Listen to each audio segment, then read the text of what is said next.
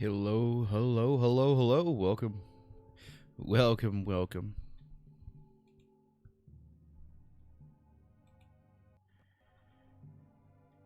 Sorry, hang on. I forgot that, PDX. Okay. Yeah. Yeah. Okay. Oh, wait, no. I know what the issue is. Hang on. Hang on. I know what the issue is. There we go. Gotta turn that on. Better. How's that? Wait. What? Why is it not working? What?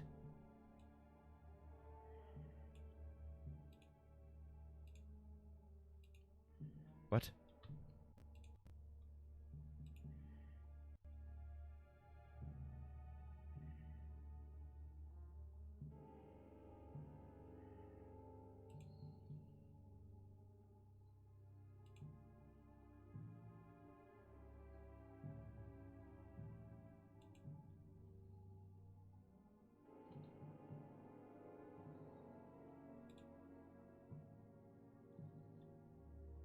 Sorry. Um.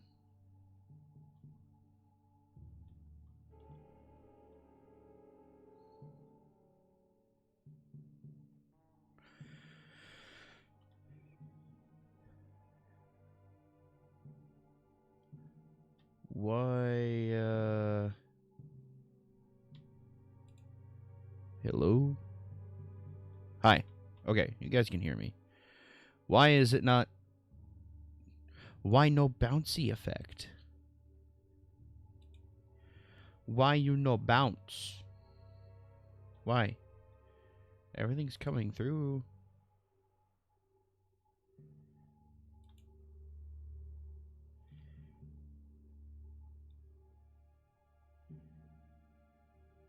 Boop, boop, boop. Boop, boop. Boop, boop, boop, boop. Okay.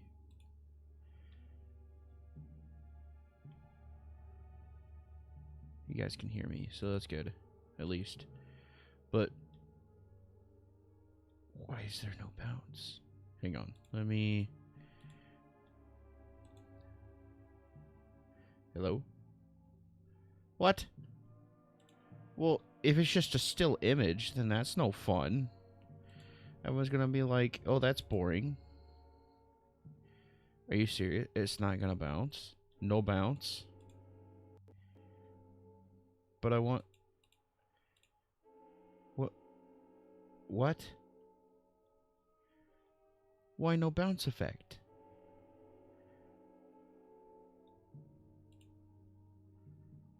Okay, but still, why no bounce? Okay, hang on.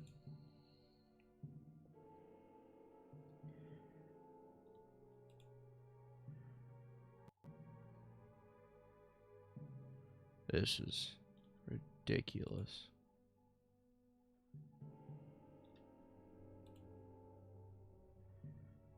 It bounced right now. A few times. Now it's gone again. No bounce? No bounce. Oh, you gotta be kidding me. Is it?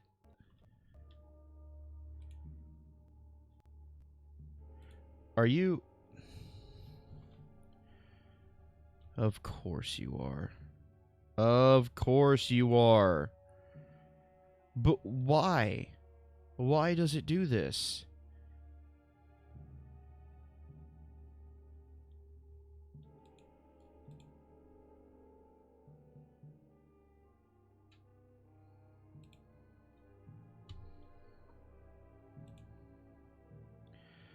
Oh, you anger me so sometimes. Okay. Well, at least I got it fixed. But... Bounce is here. Okay. Sorry. That took me too long. I apologize. I'm dealing with a bunch of crap. So pretty much last night, I, was working on my YouTube video segment I'm going to be doing for this month. So if you guys haven't subscribed to the YouTube, go subscribe to it because I'm going to start posting actual content on there. But I did a video about I did a video where I read the Legend of Sleepy Hollow, an abridged, shorter version. It's like should be about less than 30 minutes. The video should be less than about 30 minutes. But I got a voice mod application, and I, changed the voice, made it creepy and spooky, and it's supposed to be like the Headless Horseman is reading the story or telling the story to a traveler, which is the listener. And for some reason, it's called voice mod. When voice mod is, working, I guess, I don't know. For some reason, Discord doesn't like it. And I don't know what it does, but it screws with Discord to where if I want, like, my reactive and everything to work properly, I need to have voice settings up. I don't know why. So what I mean is I need to go to Discord. I need to go to the settings tab. I need to go to voice and video, and I just need to leave it on voices and videos. And for some reason, it just works. I don't know why, but it just does. So that's what I have to deal with. But it's a small price. It's not that crazy. It's just like, why is it not working? And I have to figure it out. And sometimes it works, sometimes it doesn't. So I don't know. All right. Sorry. I'm going to snooze the next ad for another 5 minutes so that way we have more time.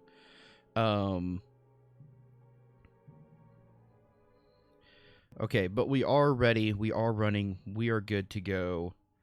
I just can't really do anything on Discord right now, which I don't even really need to. It's okay. I'm streaming. People know it. I posted it. So, I'll audio and everything should be okay. Again, if there's any audio issues, please do let me know.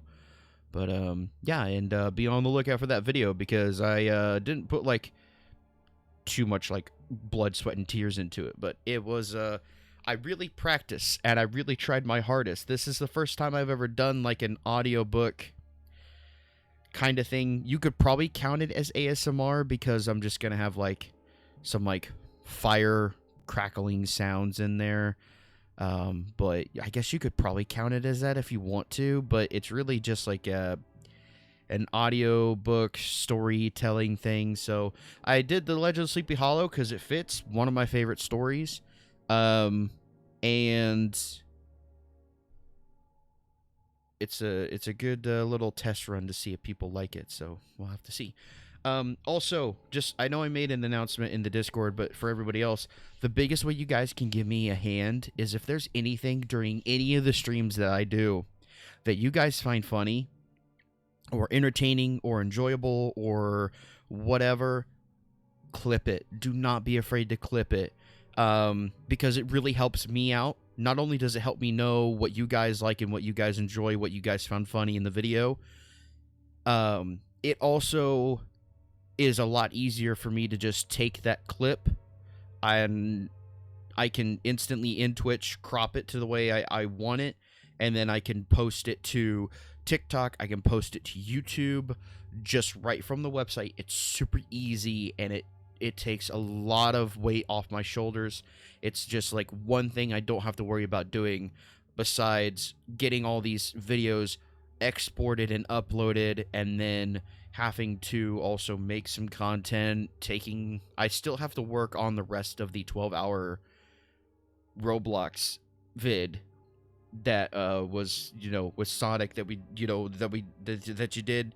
I still have to go through that and get still more of the best moments from the next, what would it be? The next 8 hours. So it's gonna take a while for that one to come out. It really helps me be able to get something out there. I posted the Hey Charlie clip that I did on YouTube. We have like over almost 500 views on it. It has like, last I checked, it was 498. And then I posted it on TikTok. Over 1,600 people saw that clip in one day. I posted it in mere hours. It got 1,600.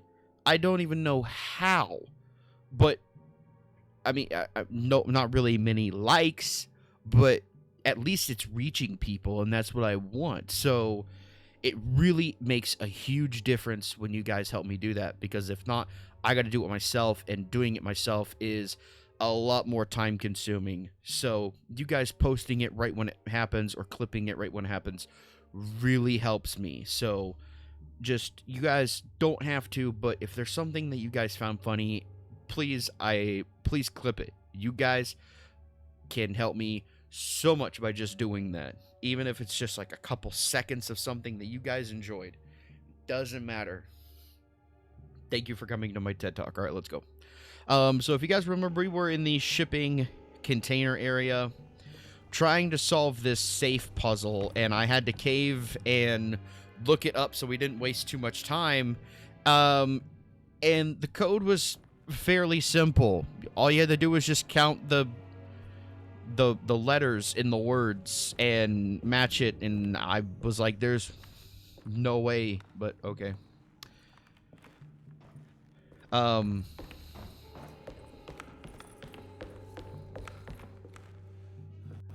Alrighty.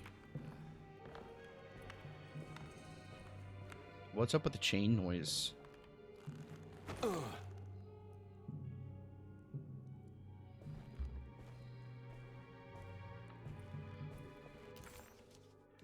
Okay, we have the address, right? Yeah, we have the manifest. So we have the address. So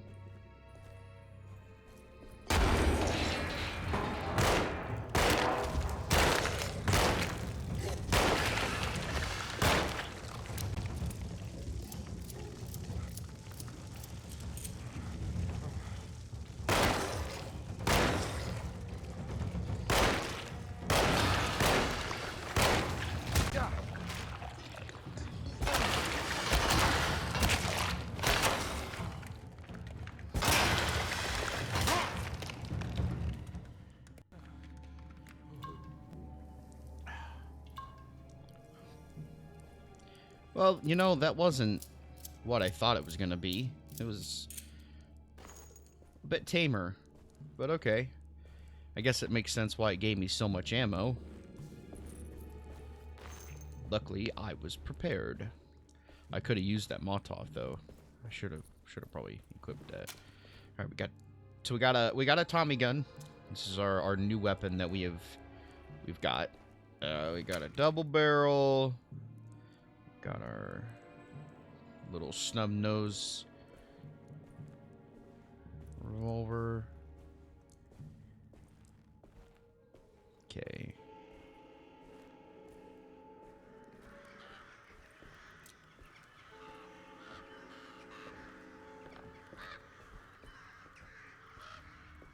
Looks like the fog cleared up. Not really. Oh, I saw, was it a post today that I saw? The Silent Hill 2 remake, I think, is releasing publicly in about a week. So that's pretty cool. I don't know if I'll put it on the schedule. I already have like a pretty full schedule so far. So, and then I also have some bonus games. So I don't know if we'll play it, but I would like to. So I'm not saying we're never gonna play it, but I would like to. But I have a lot of games on my plate to play already, so am I supposed to go here? This looks about where I'm supposed to go. Oh.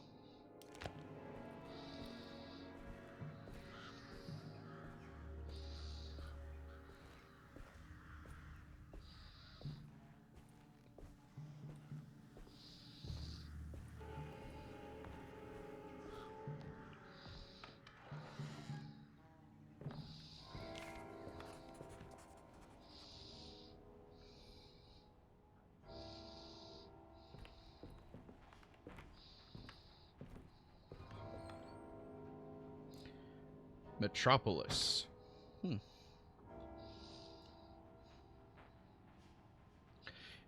Is that Old Town Bassett? Incredible city news. Ew, wow. Riveting.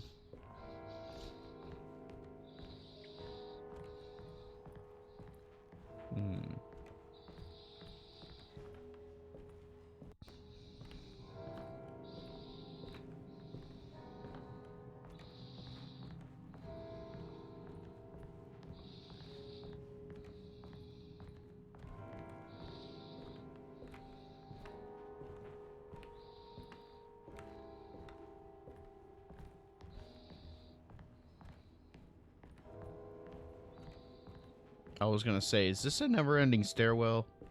I was about to lose my mind. Hey, it's Yeremy. Yeremy. That's what the other guy called him. What was his name? Lewis?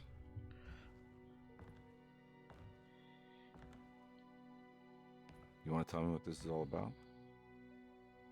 Welcome, Detective, to the greatest show this side of the Mississippi. Now the hotel, the Black Pharaoh, the ancient magician who lived 1,000 lives and wore 1,000 masks. I can see why you settled on calling him the Dark Man. Saves your breath. So, you got scared by a stage magician, and now he's living inside your head. You can mock me, Detective. But you would be the crazy one to think his presence can be ignored. Look where we are.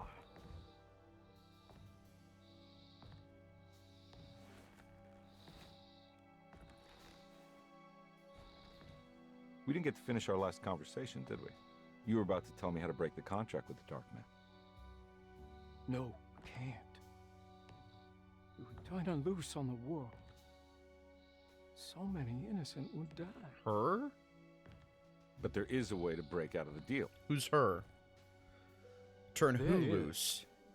He offered me a way out. Steps to take. What are they? You'll never find them. They're forever entombed in his sunken desert temple. Jeremy, I'm not your enemy. Tell me where to go. How do I find the temple? No, we can't. I have to make this sacrifice. God damn it, Jeremy. I'm gonna save you. Don't worry.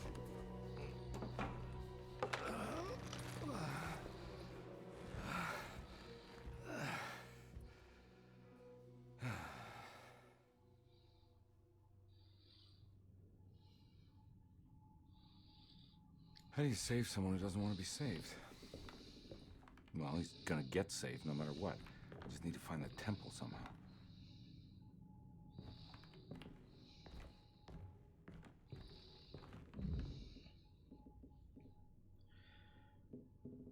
Huh. Okay.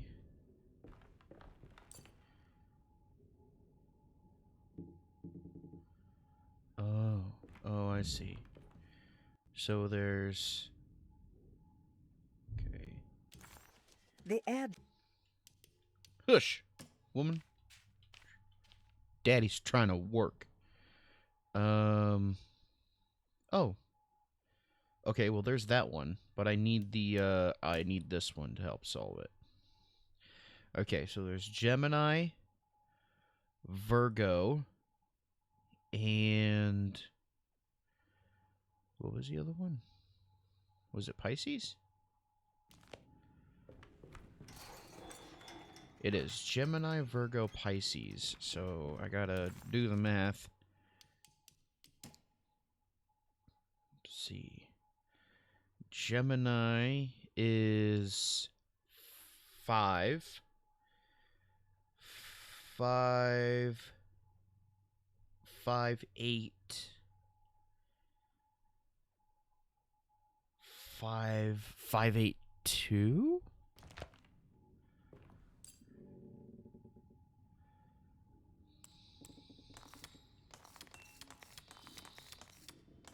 Five,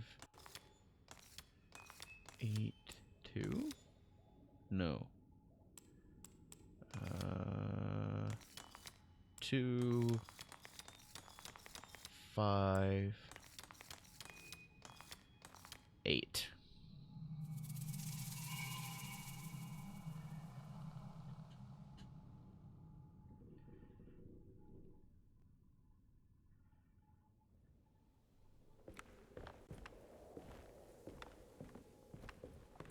Whoa. Whoa! Whoa! Okay, that was pretty cool. That was pretty cool. I guess we found that temple. Nothing like good old Egyptian weird voodoo stuff. My melee weapon's about to get broke. Whoa.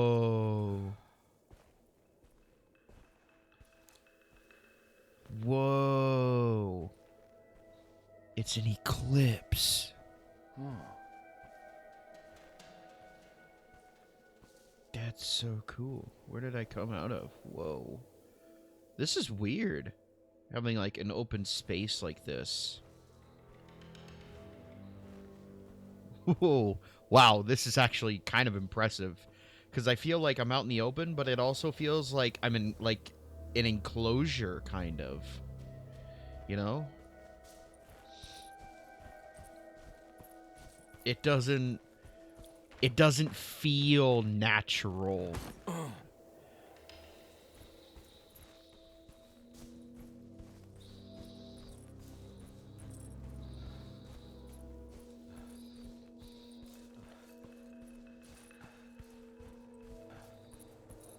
Interesting. Okay. Sunken Desert Temple. better get down there. No, wait, what is this? Raiders of the Lost Ark? Am I Indiana Jones? You know what? It would kind of fit, yeah. Oh, by the way, Indiana Lost Jones. Indiana Lost Jones. What a...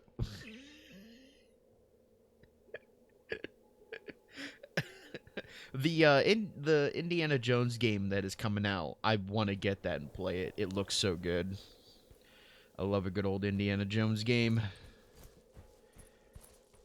Okay, looks like I can't jump down, so I gotta find a different route.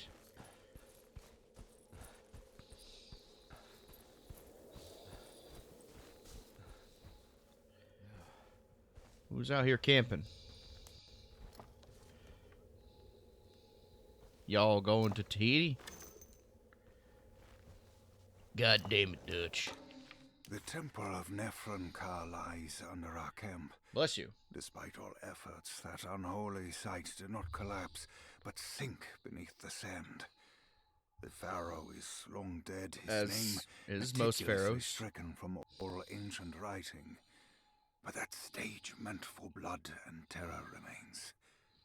The temple is said to be lightless, built to harbor all the haunters of the dark found in the very depths of our universe. Calling on the gods meant creating a bridge between our world and theirs. Yeah. The terrible Aldebaran of Taurus, the Black Sun, was seen as the most important star in the night sky. Because, according to the Kitab al-Azif, it was said to be the home of that crawling chaos known as Nyarlathotep. Through ancient mechanisms, it was said that the priests could open shafts channeling the light emitted by that strange stone called the Shining Trapezohedron. Several streams pooled together above the statue of that dark man would then be sent through space towards the Black Sun, a message to the gods. The gifts bestowed on the sender are completely undocumented, but often assumed to involve dark blood pacts, where souls are traded for malicious miracles.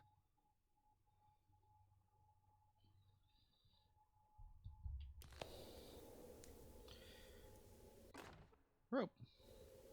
Ah, so we are gonna Raiders in the Lost Ark this thing. Okay. I'm down.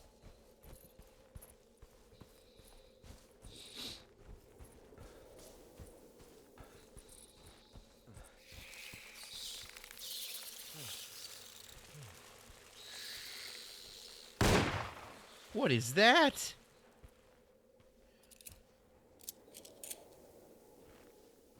You couldn't get any more unnatural than whatever that was. Okay, am I supposed to... Oh. Here we go. Alrighty. Bum ba dum bum bum ba dum bum ba da bum bum ba da ba boop ba da boo. Are there snakes? Snakes. Why did it have to be The snakes? star constellation from one of Jeremy's books. The Taurus. And one star That's me! bigger. Must be important. That's me. I'm the Taurus. I I have am. a feeling this is it. This is where the contract is hidden. But how do I get to it? Great. Great. Egyptian puzzles.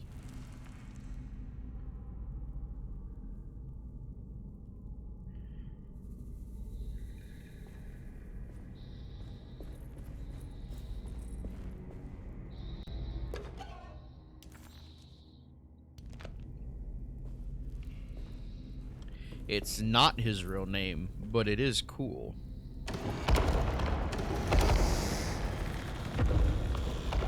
Ah! Demon! Ow! Really? Yeah, I was right. It are demons.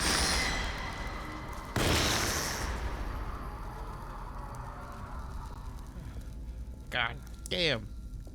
What a hellhole did you crawl out of?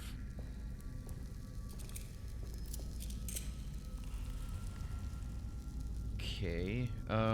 Maybe I think I'd probably go through here. I don't trust, because I know Egyptians, alright? They were sneaky little fuckers. They put traps behind everything.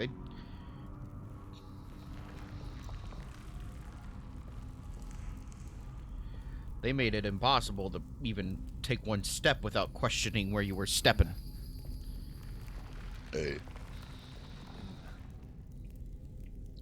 Right now, this could be mistaken for the next Indiana Jones game. I'm not gonna lie. It's pretty, There's something missing. pretty close. Well, I know that, but they belong in a museum.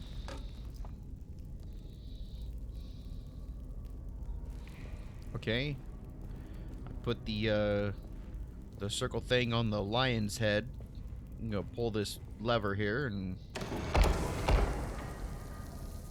Okay. And now This one we're... looks operational. Ooh.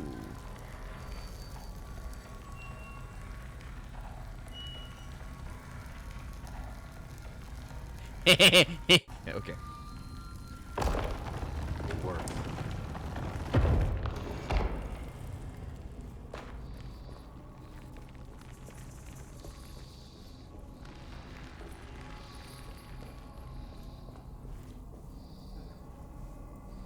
I don't like how that's shaking.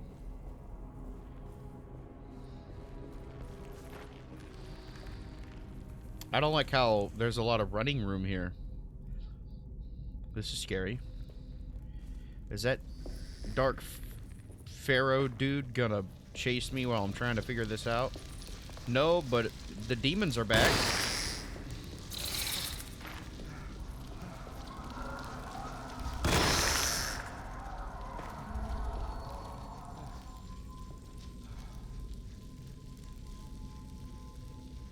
Oh, there's one.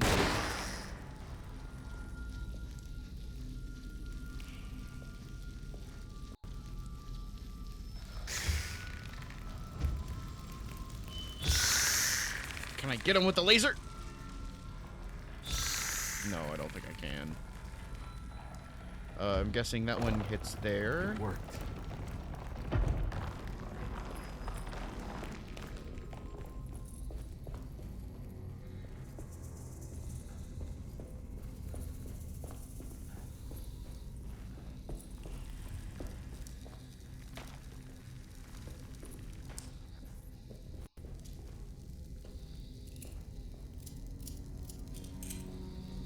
Whoa!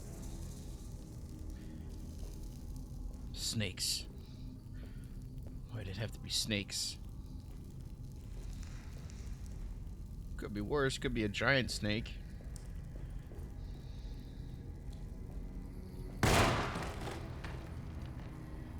Bah! Spiders.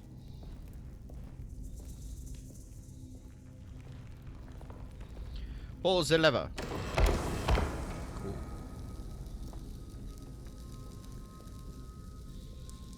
I don't know. It looks like a high intensity beam. I just assume it can kill things, so. Here?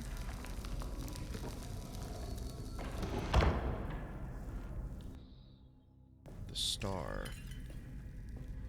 Okay, so I need this so I can unlock another piece of the puzzle somewhere. Whoa.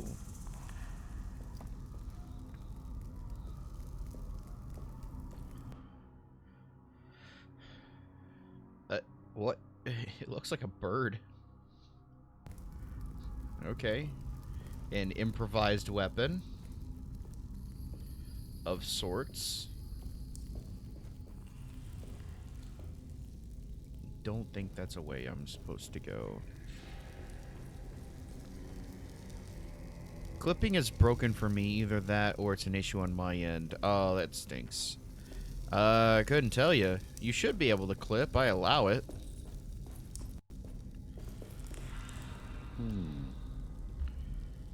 The star does not go there. Okay.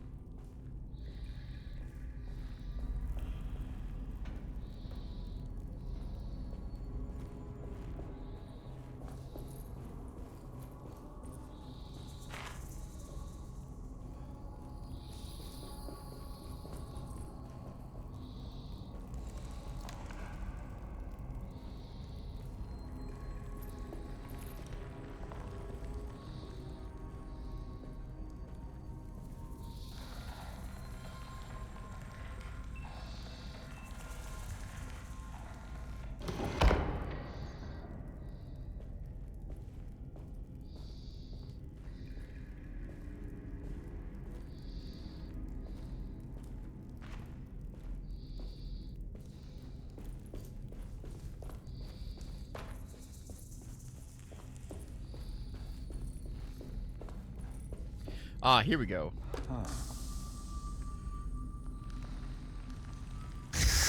Ow! Work. Ah, that was loud.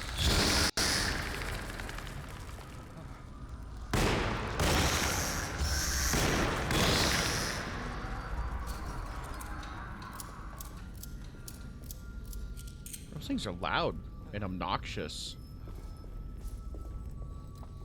Kind of like me.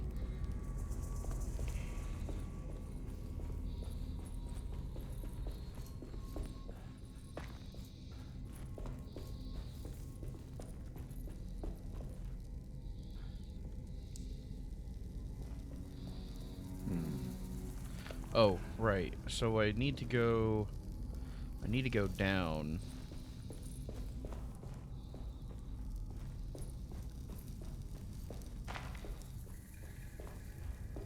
Well, that's not going down.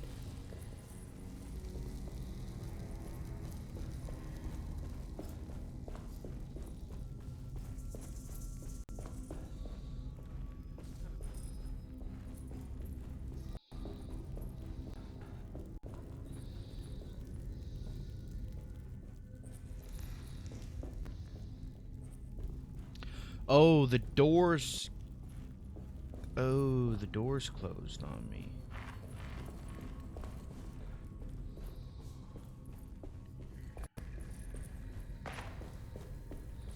I can still go down, right? Yeah. Yeah, I can still go this way. Okay. At least I should be able to, right?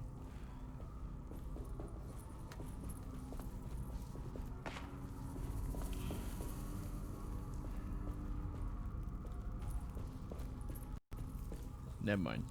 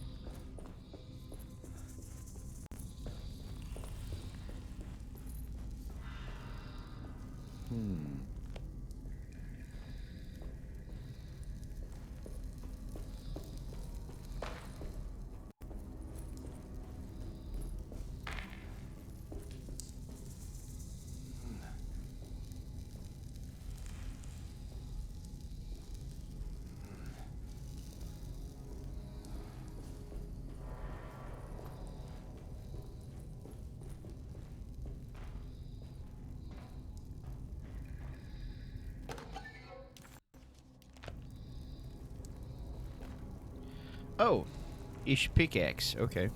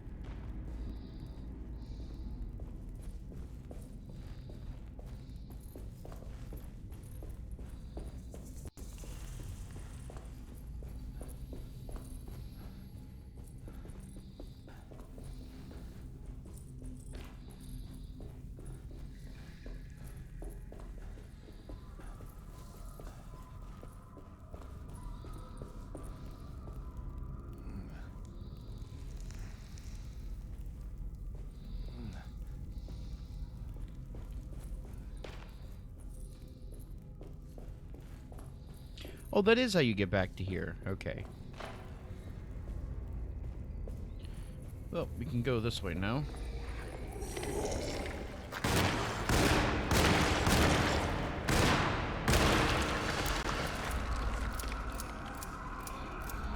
Turn it!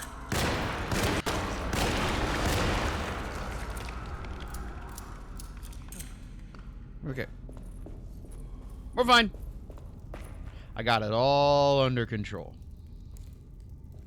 Okay, now I have choices. Up or down. Alright, I'm curious. What's up? Should just be on top of the... Oh, I can't go that way. Oh, there's more melee weapons. Oh, it's the loop around. Okay, cool.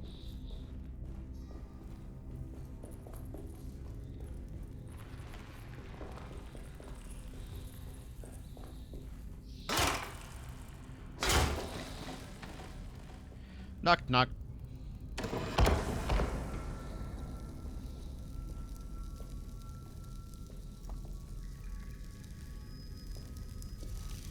Oh, I probably don't want to step on that.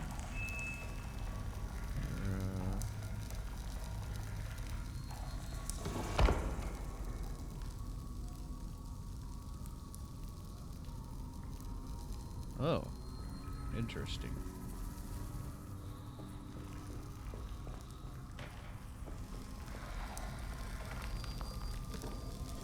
I'm smart.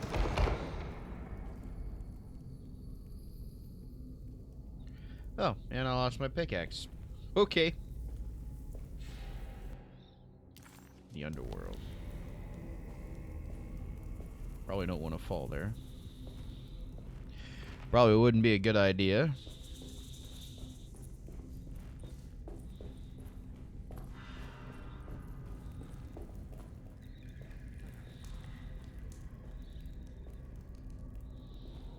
That, yeah.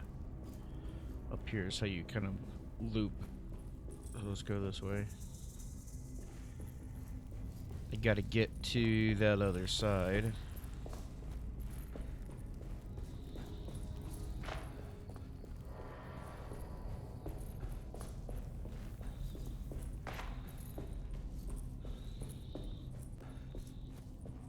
Man.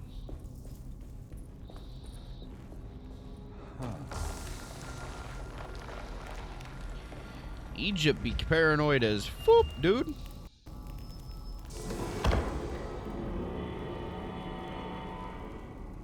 Oops. Sorry about that.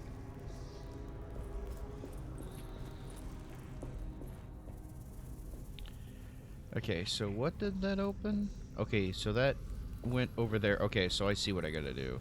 So I gotta direct this beam to hit that beam over there, and then that should do something. And then I use the other beam to hit the one at the bottom, maybe? Or do I just do... Oh.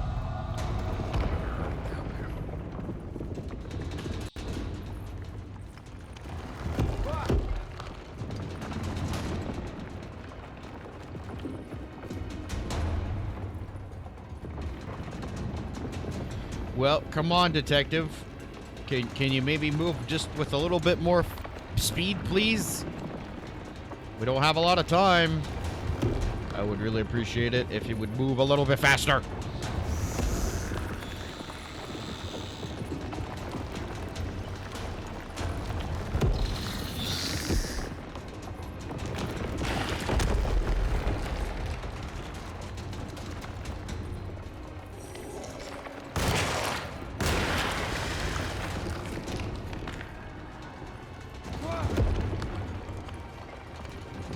Okay, making me go the long way. This is ready to collapse. Yes, I am aware, but you are moving slower than my grandma. Alright,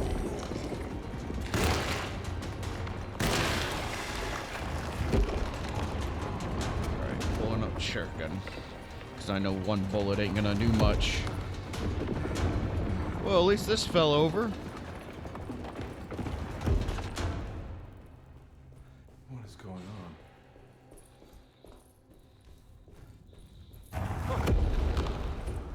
Contract, please. Thank you.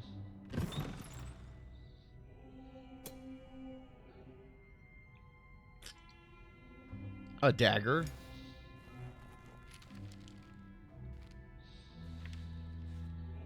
Acknowledge psychological trauma, break through barriers of self-deceit, temper manic behavior.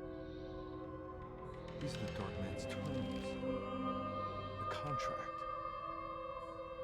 Huh?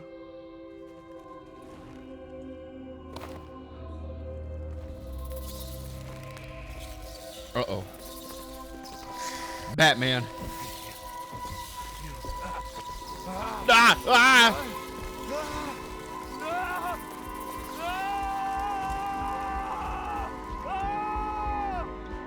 Gonna fly me into the eclipse? I just got carried away. Chapter 4.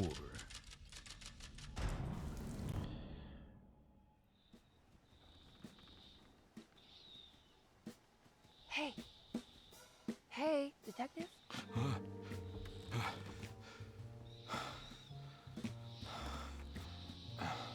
What are you doing? Oh, I found some. Great. Was it alcohol? God, no, I just got the wind knocked out of me. I think I know how to break the contract with the Dark Man. What exactly does that mean? Everything going back to normal. All right. I found some more information on Dorsetto and the patients. She really has There no are idea some what's going on. seriously strange things going on here. I'm pretty sure 2 of the patients are dead, and maybe even the clerk. Oh, yeah. I kind of just gave up on worrying about that. Well, just keep your eyes open, I suppose. What were you doing again? Jeremy made a pact with the Dark Man to keep all the madness locked inside Dorsetto. All right. I'm gonna break it. I just have to... Where is it? Where's the talisman? It's around your neck. Ah! Ah! I worry, detective. Don't. I'm fine. I worry that you're not much help on this case. At least you're a good distraction. Trust me. You're getting your money's worth. At this rate, I'm an absolute bargain. He's right. you ain't paying me enough to do all what he's doing. But he's got a... Remember, he's got debts to somebody, so he's really got a stake in this. He must first acknowledge psychological... Wait, go back. He must first acknowledge psychological trauma in order to proceed. The lying must stop, so we can break through the barriers of self-deceit. Finally, temper manic behavior. Medicine has failed me.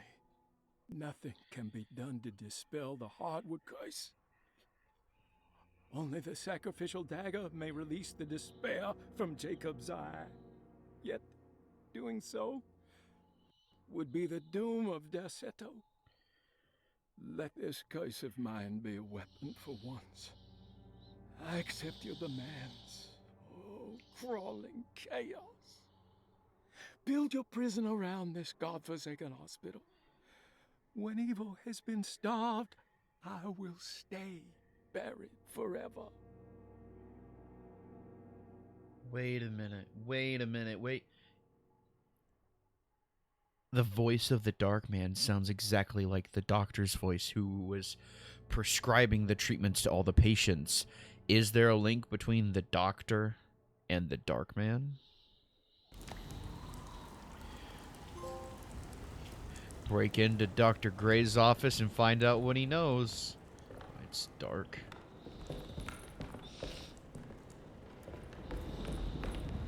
Just with this heat, we needed some ambiance. I think we might be getting close, guys. Hard to say for sure, but...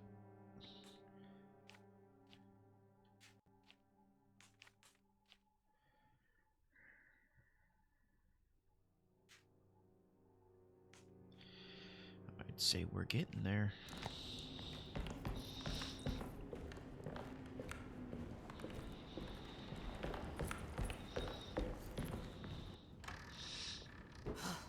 Got to be around here somewhere. He wouldn't leave this house. I don't know what to think anymore. You run into that detective fella? Who is he? Can he be trusted? I think he one of the good guys. Well, you know, like us. Will he be all right with her coming? Praise the mother. He don't need to know about all that. He just help the job. Just calm down. Ain't time yet. God, it hurts. As far as I can tell, Detective Comby seems to be solving problems, not causing them. Just be ready in case he starts anything. Okay, never mind. We're not done yet. There's still a whole lot going on. Those were the people in the other worlds. How are they back at the house? The two orderlies still hadn't found Jeremy. Conby figured this was good news. Emily had reminded him about some strange deaths at Deseto, and Conby wasn't sure who he could trust. Great. Wonderful. Back at it again all by myself. Okay, we still have to get into the doc's office no matter what. Okay.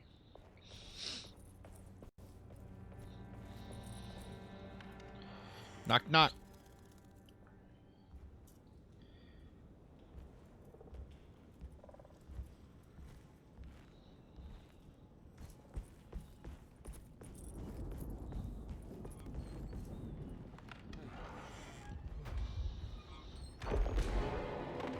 Christ, what the hell was that? It's blocked. Are you kidding me?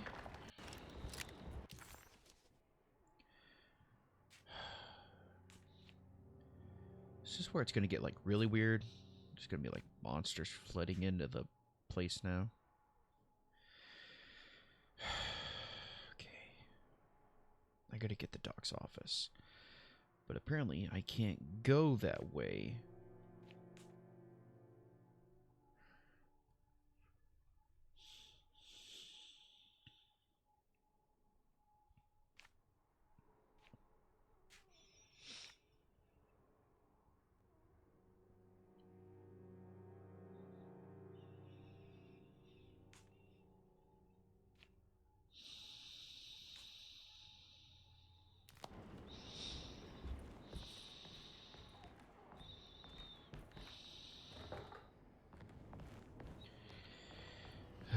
Okay.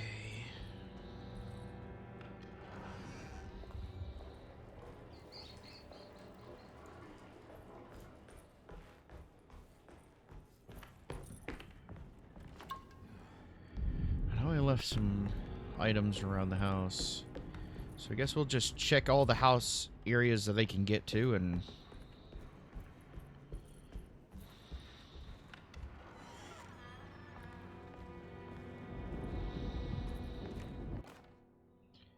Lunacy and the Astarte Artist Colony, a monograph by Yael Klein.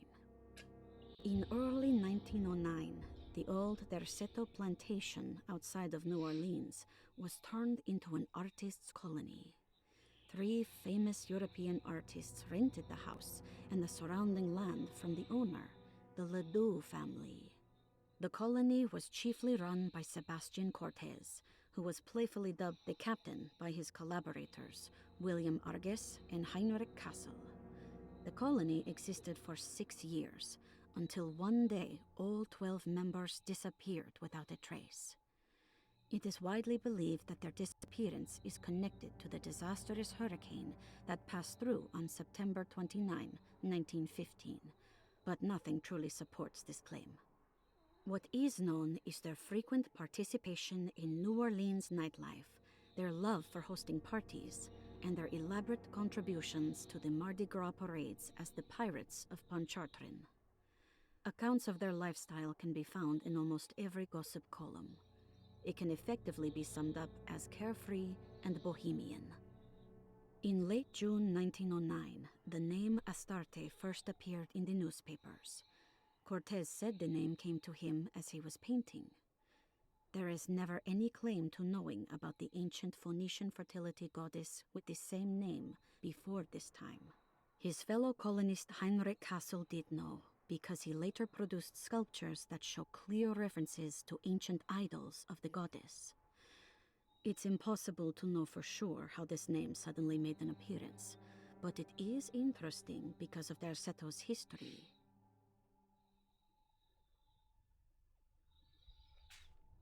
Even the name Derceto is the Greek name of a Syrian fertility goddess. In the case of naming the plantation, Derceto was certainly not an accident. We know that Elijah Pickford intended to build a temple for his cult, for he had distributed pamphlets 2 years prior to the purchase of the land, advertising his intentions. His followers were estimated to be almost 100 men and women, mostly sailors, Maroons, and Cajuns, when the plantation was built. To outsiders, Dorsetto registered as an ordinary slave plantation, which enabled Pickford and his flock to remain hidden for decades. The official story is that the cult lasted until 1862, when the Union Army came and burned down the plantation and scattered all who lived there. Following the Civil War, new people started to congregate in the ruins of Dorsetto to invent a new fertility goddess, the Shub Niggurath. As much as Dorsetto is a particular name to have heard of, it's not entirely uncommon among the learned. Astarte is equally known and could have been subconsciously chosen by well-read artists. Shub Niggurath is, on the other hand, very uncommon. Almost impossible that anyone in Louisiana would have heard that name. The name is referenced only in rare books like Unaussprechlichen Kulten and the Necronomicon, and is believed to be a bastardization of Arabic words meaning pertaining to the dark young. The few paragraphs printed on the goddess are so upsetting that no one in their right mind would want to build a religion resting on such qualities. The Shub Niggurath cult was hard to get rid of, but it is believed that despite the police jailing and killing several cultists over the years, the main culprit in the cult's demise is the cult itself, which seems to line up with every instance of cult activity on Dorsetto's grounds. When Captain J.W. Norton of the Union Army arrived, he described the people at Dorsetto as malnourished and maniacal. As much as the army tried to save them, they fought back with fervor, as if nothing was going to stop them from slowly destroying themselves. While the disappearance of the Astarte artist colony remains a mystery, the recurring motif seems to suggest that their fate involved lunacy and a hunger for self-sacrifice to that fertility goddess with 1,000 names. Very interesting indeed. So there's a link between the Astarte cultist and the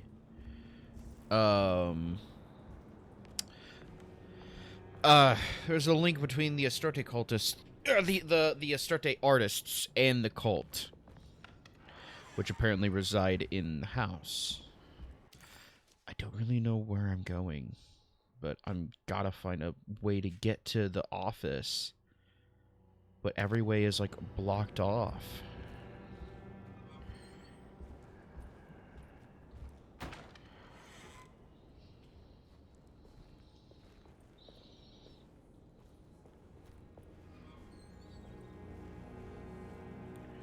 Which is interesting. Mrs. Thompson, I understand the last week has been busy. Under these circumstances, I find it important to remind you that Dorsetto's concerns are not a public matter, nor is it something that should upset you. Please continue your excellent work, and don't spend a thought on the death of Perosi, or, more importantly, the suicide of Cassandra Beauregard. They should mean nothing to you or the staff.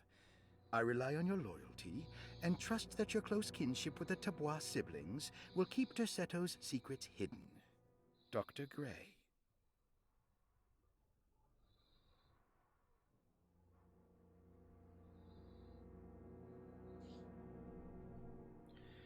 Okay. Well, I guess I can't go back that way. The tree is still whispering. That's interesting. Tails has redeemed 50 sand dillers for a positive affirmation. What is that? You must see this through. One of the young. This is it, Edward. Now is the time. Let it happen. You want this. You need this to matter.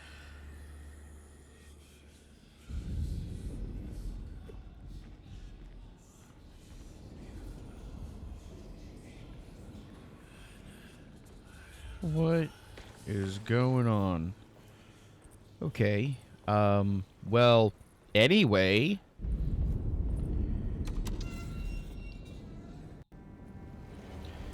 Let's see. A positive affirmation. I mean, I already did one.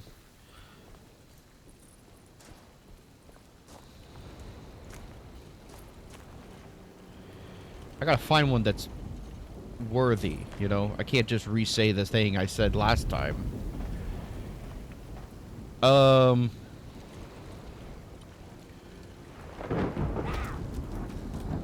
Whoa! Whoa! Oh, the ladder fell. Oh, okay. Let's see. What's a good positive... Oh, well, there's an ad break, so we'll have to wait. Take a break here. What's a good positive affirmation I can use?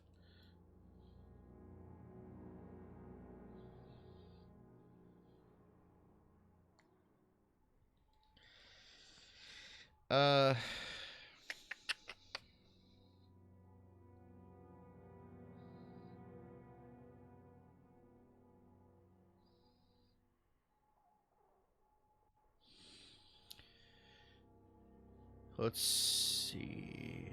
I think I got one. I think I got one.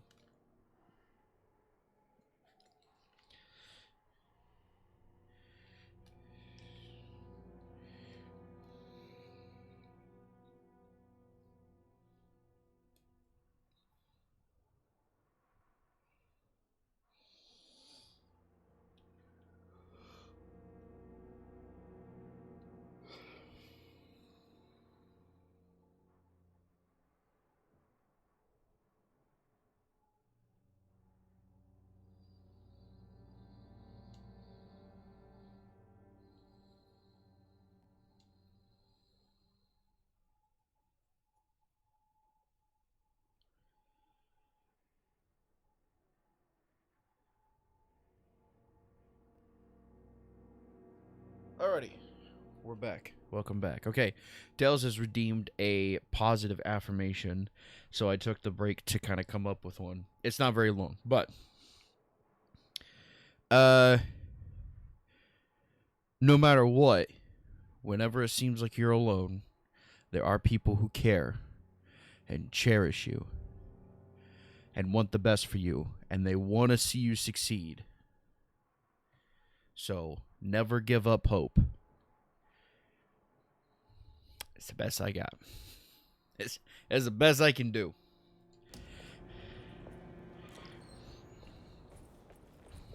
I need the key.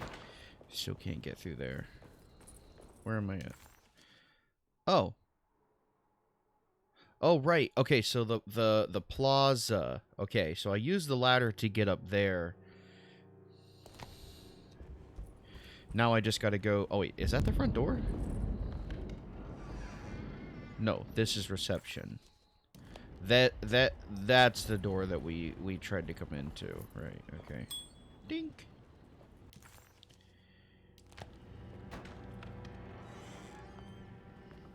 There must be a spare key to Dr. Gray's office in here somewhere.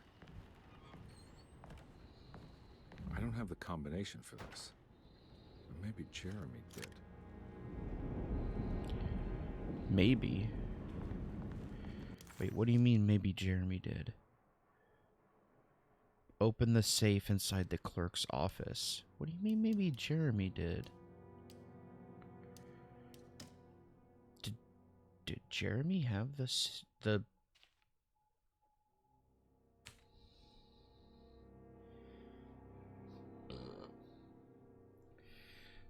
Let's see. Try talking to Dr. Gray, but he confuses my worries. The orderlies, the housekeeper, and the patients are all deranged.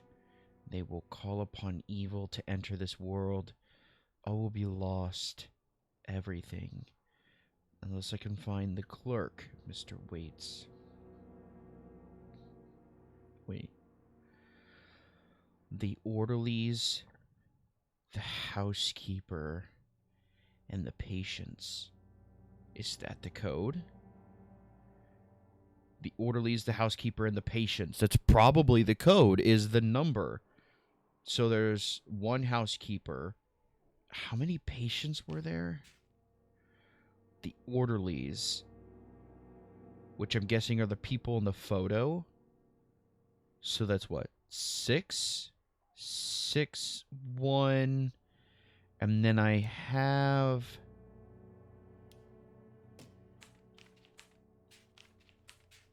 Where's the...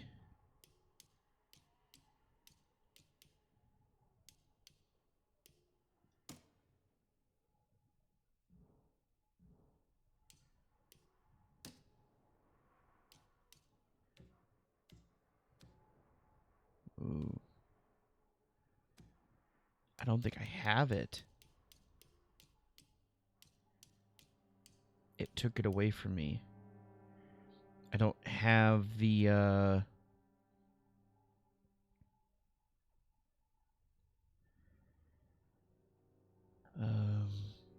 don't have the code. I don't have the paper with the patients on it. What did he mean by Jeremy must have known? I need the key. I think I'm somewhere with that, but I don't have that piece of paper that had the patients on it. How many patients were there?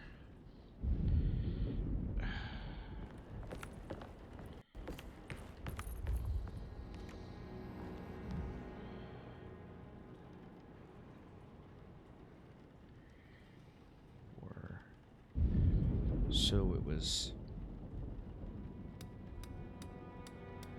6.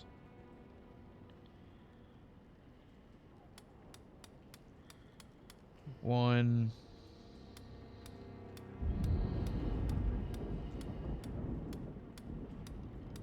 No, I probably would have had it. Okay.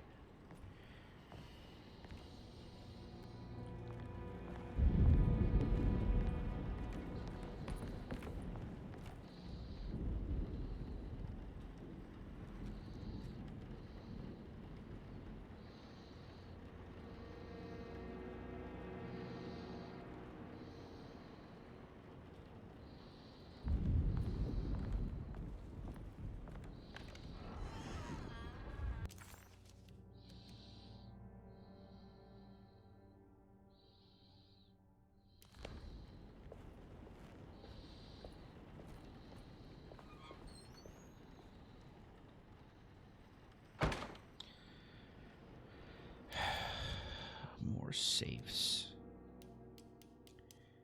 But it doesn't tell me.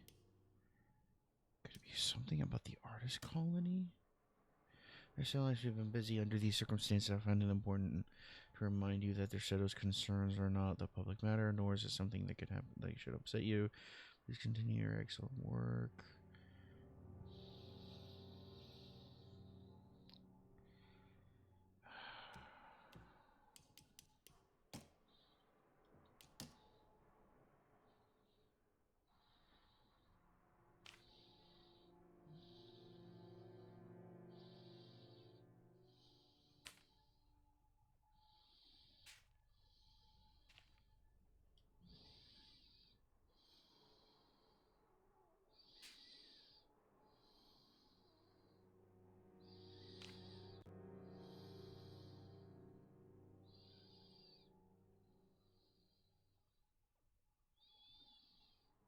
Deranged. I swear, I have a tingling feeling it's got something to do with this. The orderlies, the housekeeper, and the patients are all deranged. They will call upon evil to enter this world. This isn't another... No, it's not another count the number thing.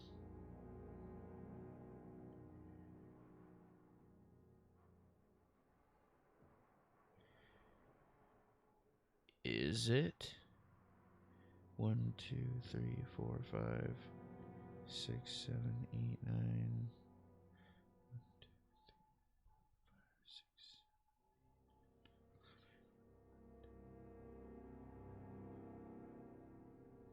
8. 9, 11, 8. I don't think there's 11 numbers on this, though. Or 12 or something.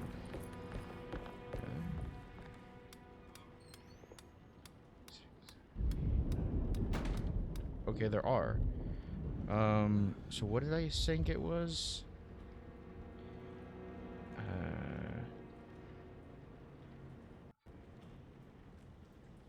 So 9, 11, 8? No.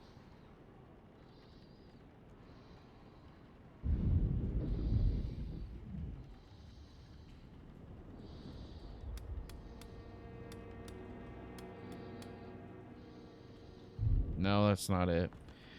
I thought I had something. Okay. I get a feeling that it's right here in front of me. I feel it. There's no other puzzles.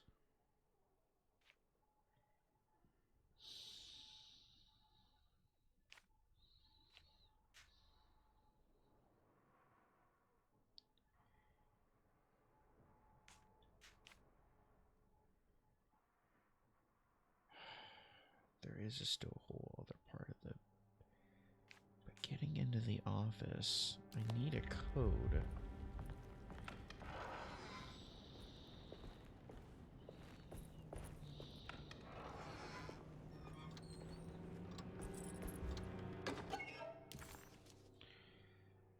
The Flying Dutchman. What a terrible thing to recognize that your betterment was an illusion. That you are so infatuated by the virtue of struggling that despite all your hard work, you made no real efforts to ever become well. Or that the treatment becomes such an obsession that instead of letting your wounds heal over time, you tear at the flesh in the hope that it will heal better and faster. If only it would bleed in the way you wanted. Do we ever become well? What do you think, Dr. Gray?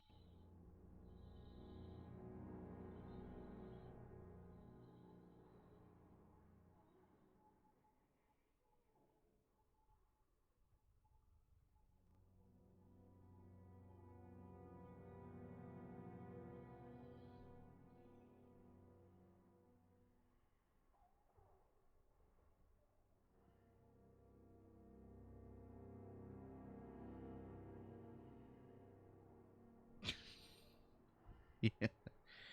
Wow.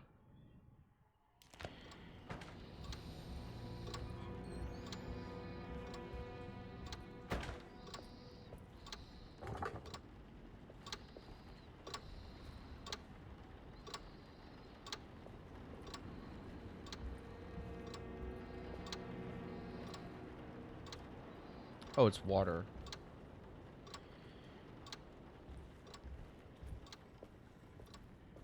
Okay.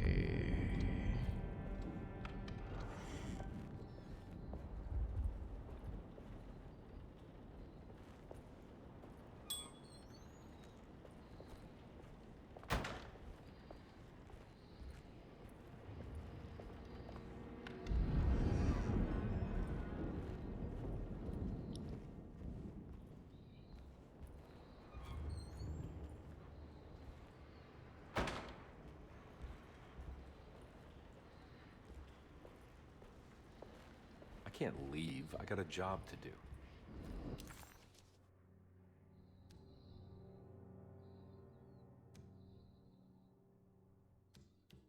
Okay, well, it's still not giving me a way to go.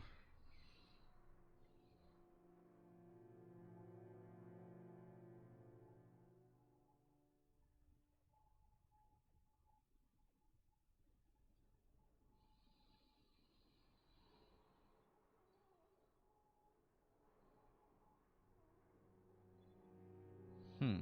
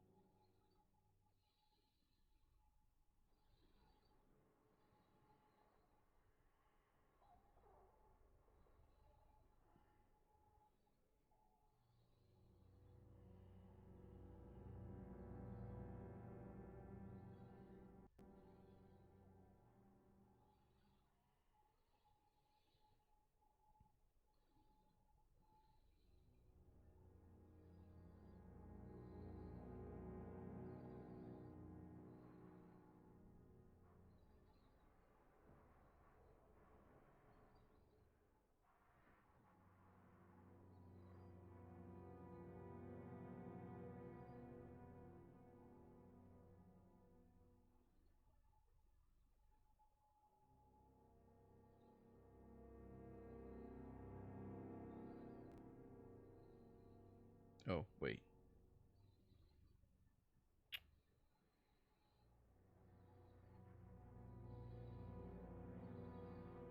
I should just go ahead and hit start on that.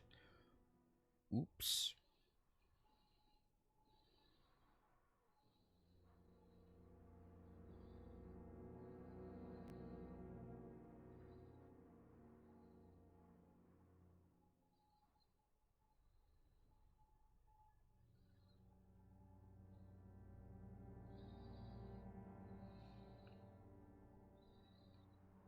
Sorry, just give me a second.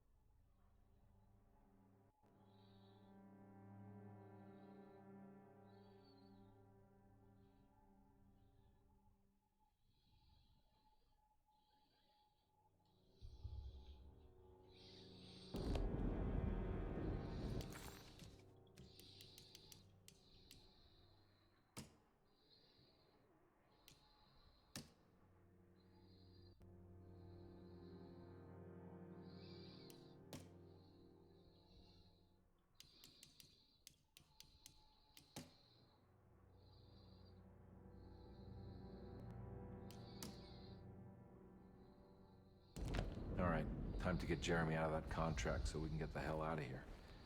Something tells me I'm gonna have to put my talisman to use. Yeah, but how? I need the key. I can't go back.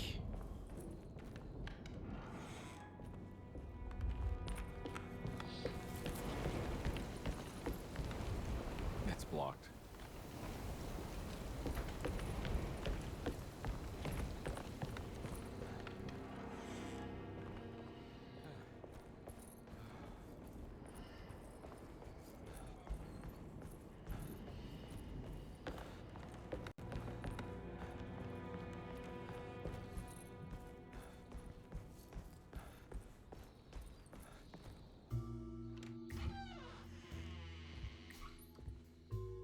Detective Conby.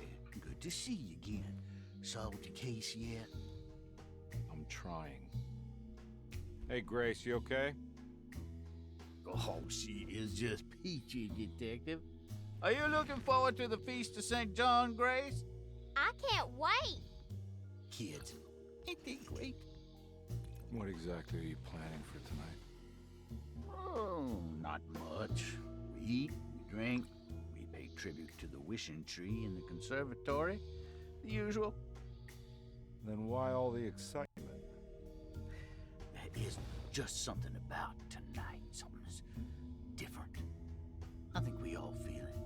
Besides, we got ourselves some new words for the prayer thanks to your buddy Jeremy. She'll come and turn the world inside out, and things will begin again. That sounds strangely threatening. You should come.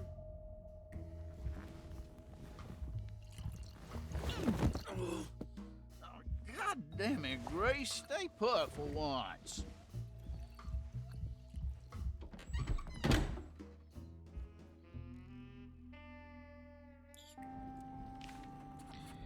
Weird.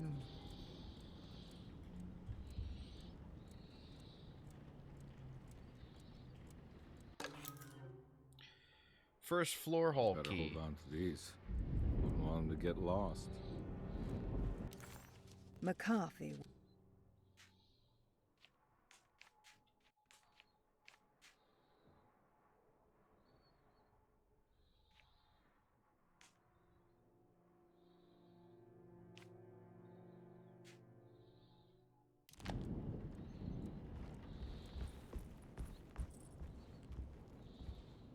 There's something missing.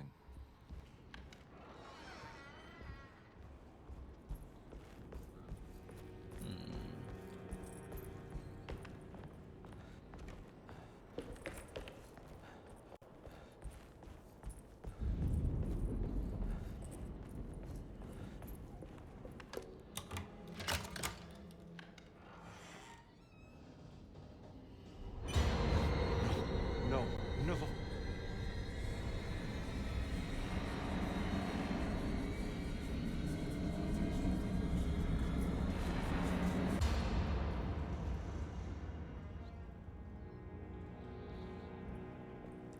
Well, that was weird. Okay. Surprisingly neat. Maybe I've been selling that old barfly short.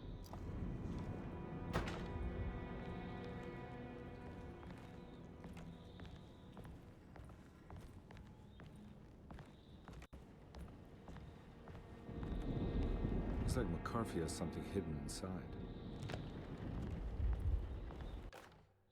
Sometimes I think this place makes me worse. Sometimes That Deseto I might be dream my about grave. cheese. A coffin made of ostentatious architecture. A Taj Mahal for the drunken depressed. There's something about Deseto. Something about Dr. Gray. Like we all pretend that we're here to get better. When in fact we are here to be forgotten.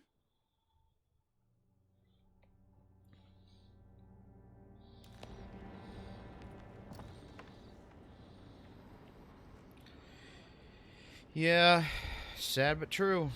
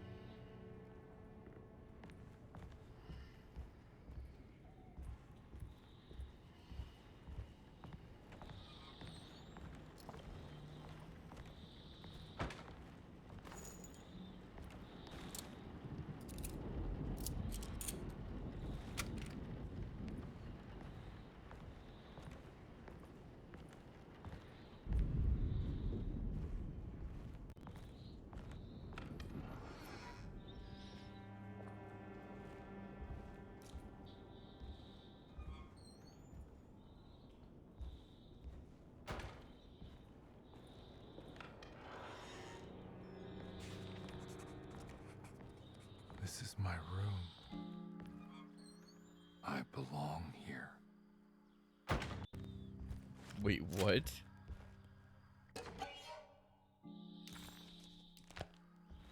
I recognize this view. I know the combination. I carry it with me.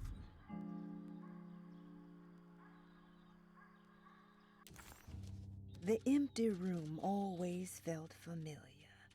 It had a mild fragrance of crushed leaves and wet sand that somehow convinced visitors that they belonged. It wasn't real, of course, but it was more real than many other things you could find.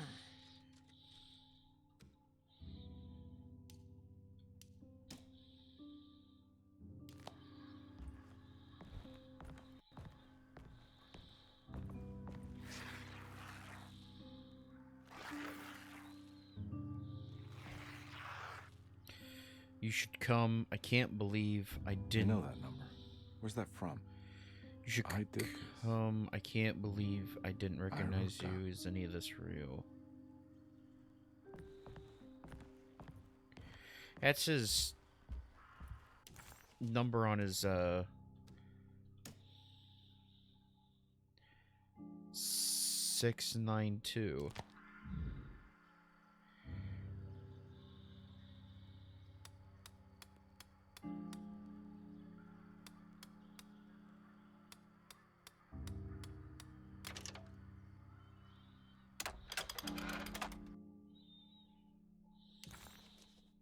An old coin from the time when Louisiana was a Spanish colony.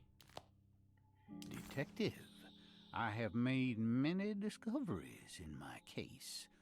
The child we want is safe, thanks to good people like me and you. We're so similar, but you don't see all the things I do. To find your man, Jeremy, you also need to look for the girl. It has always been that way. The young deliver us all. You should have a look in my room. There's a piece of the puzzle you will need. Take care now. McCarthy. McCarthy. How long have I been here? Is this about to take some weird psychological turn, or are they trying to psych me out?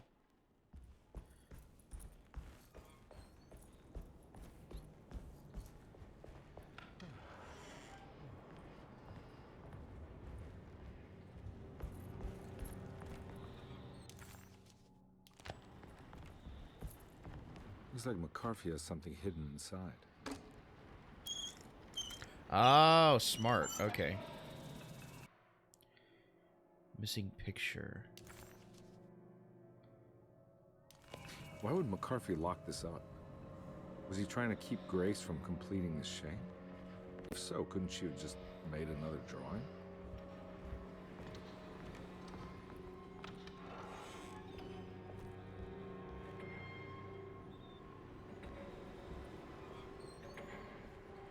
What the hell happened in here? Well, we're back in the bayou. So that's cool.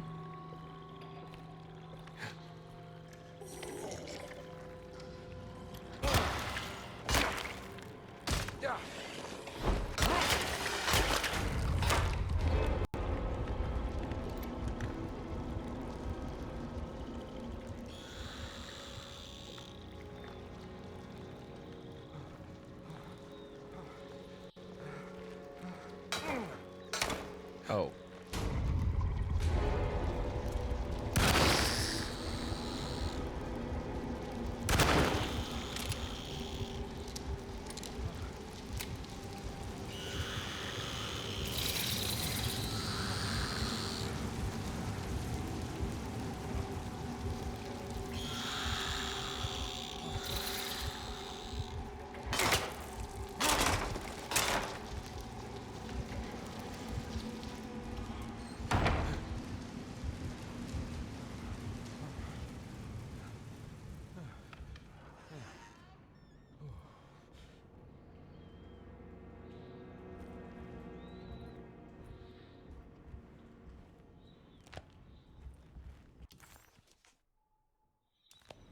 Missing picture.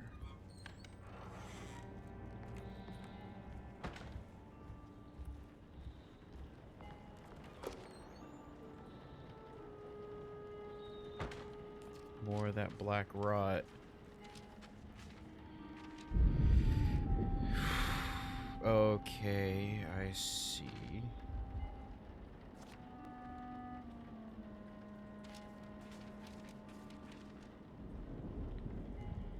Maybe.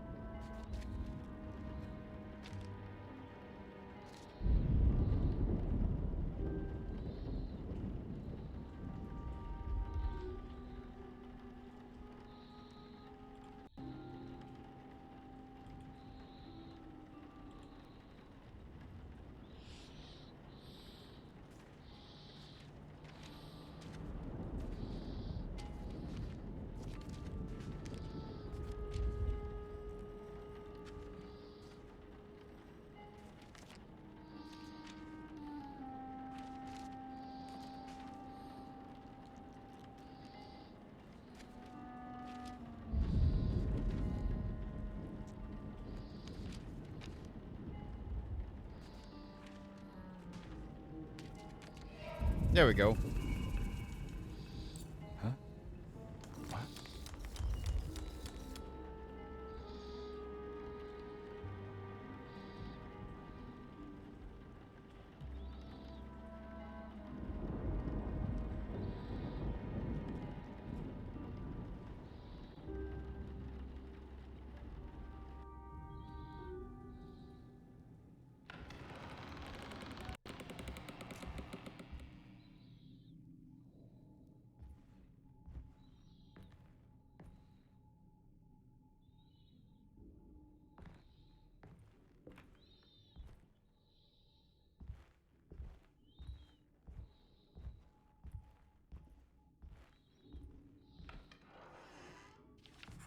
This looks familiar.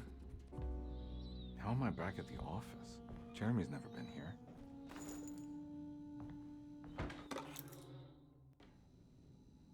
That's me, isn't it? How long had it been since I drowned myself in drink and depression? It had all felt so peaceful, slipping away into oblivion. A welcoming, dark voice wrapped around my mind like a heavy blanket. It turned off suddenly as I woke up from the sound of my office door closing shut. A messenger had left a telegram for Mrs. Saunders. She had a lead on where to find her husband and her kidnapped daughter.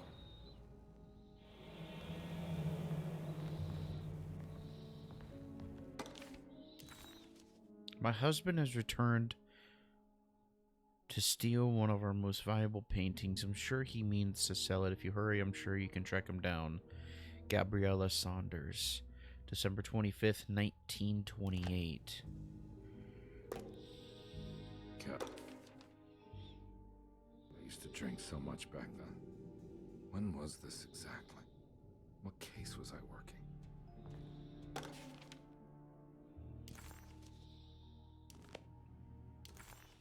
He was...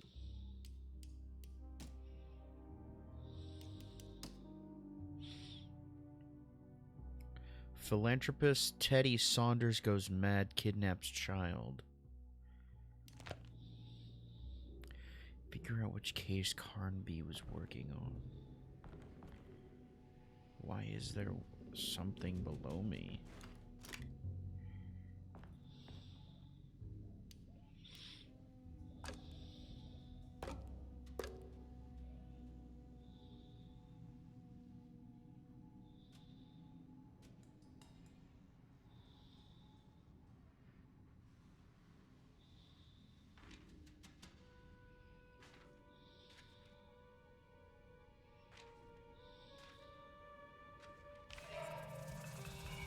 I remember this case. Some kid got taken by her father, headed out of state, but he had made a mistake by selling a painting that his wife actually cared about to a collector named Thornhill to fund his venture. That's how I tracked him down. At least I think so.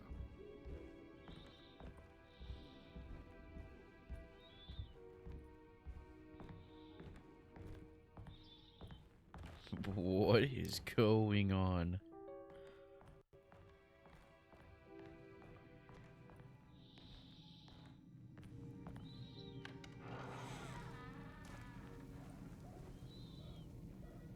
No way.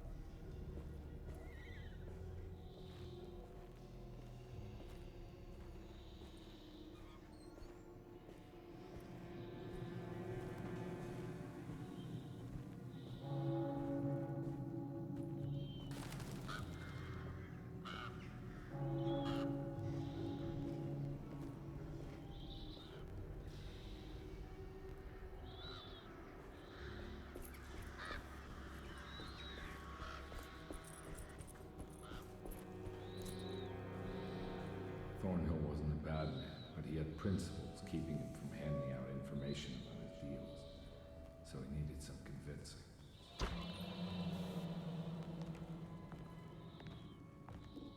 Well, every case can't be squeaky clean.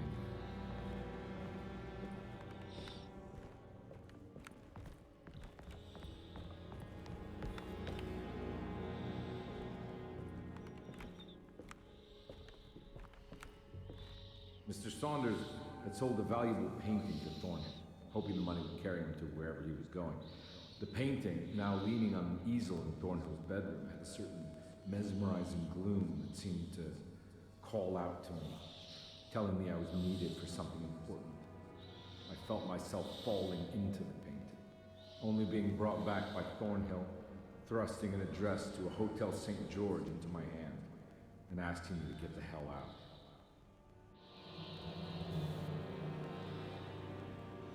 I don't remember this at all, but I can't say it didn't happen. Whoa! Well, I know that probably didn't happen.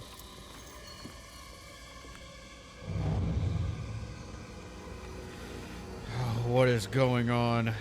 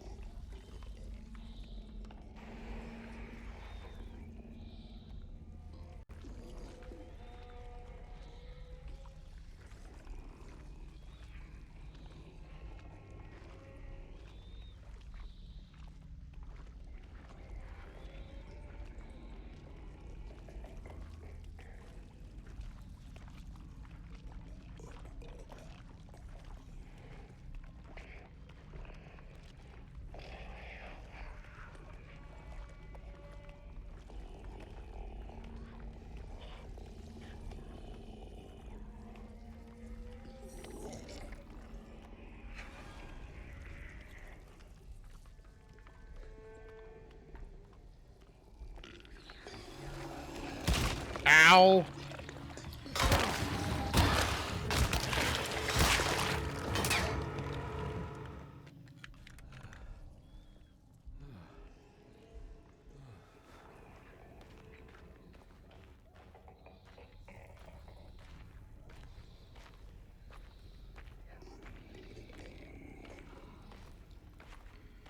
It's a little too close for comfort.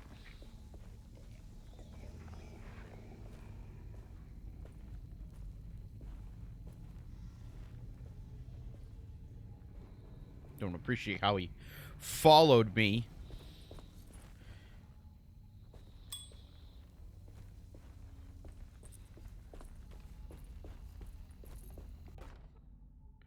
A candlestick? I mean, sure, why not?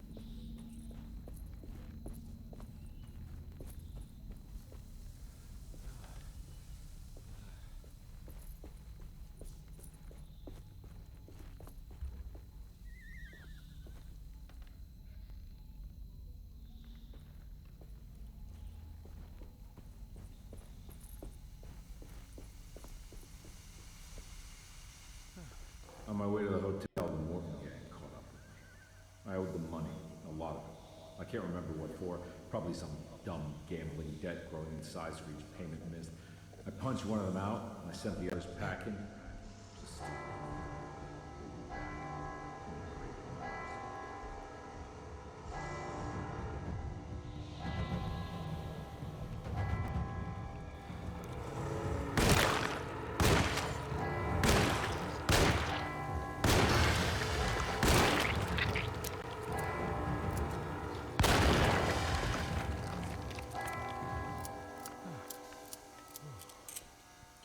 Are we good? Are we clear?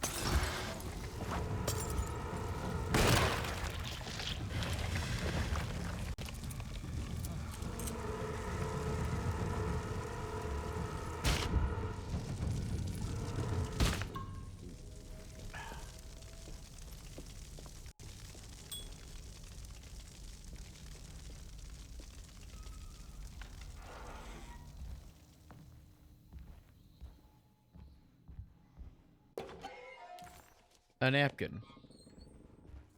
Cool.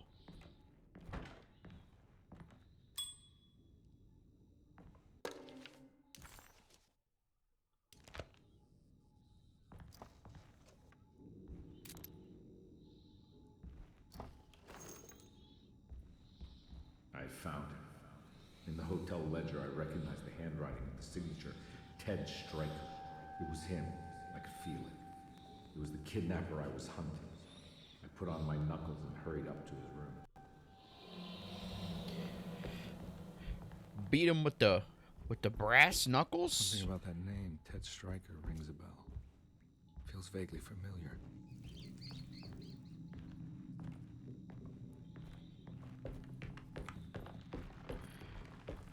Probably like an alias to the dad.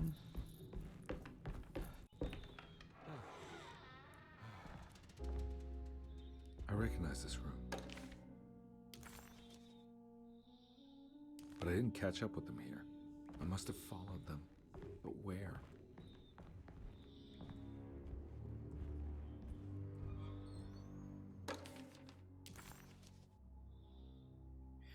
DeWitt. Booker DeWitt?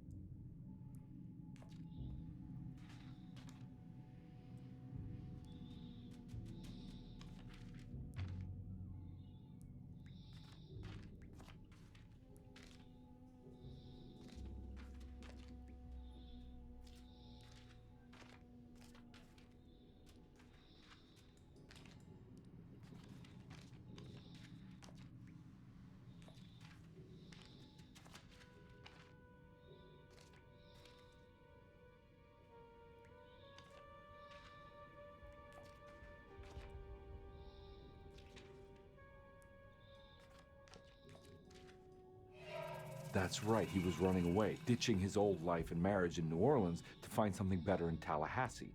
And he took his daughter with him against the will of the mother. That's why she hired me. But I stopped him. I caught up with him at the Pearl River Bridge. Pearl River. This is where I caught up with him. This is what the Dark Man wanted me to revisit. But I'm still not seeing it.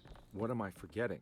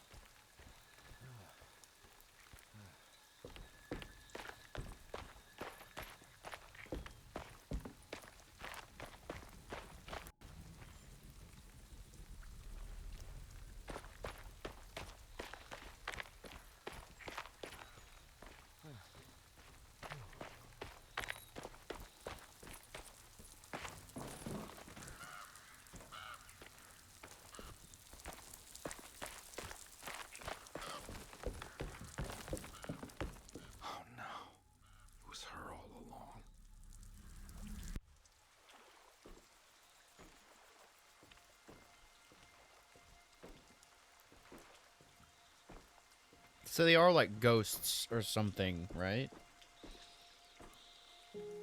I can't believe I didn't recognize you. I looked a little different back then, I suppose. Was any of this real? How do you mean? This day, just... so much is happening. I can't... I think I've lost my head. Do you need me to apologize? I mean... I am sorry.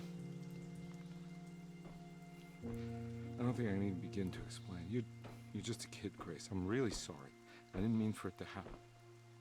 Lies. More lies. No, really. I thought I was being a good guy by handing you over to your mother. I didn't know. I couldn't have known that she wouldn't care about you. I don't know how this works. What is this for? Some form of admission of guilt. Maybe acceptance. It's what the Dark Man wants. I guess we just watch my father die again then. You think he's alive? I know he is. He's down there, scared that he won't be able to get out. That he will drown with his daughter again. What are you saying? We gotta save him. We? Do it yourself. I'm down there with him, remember?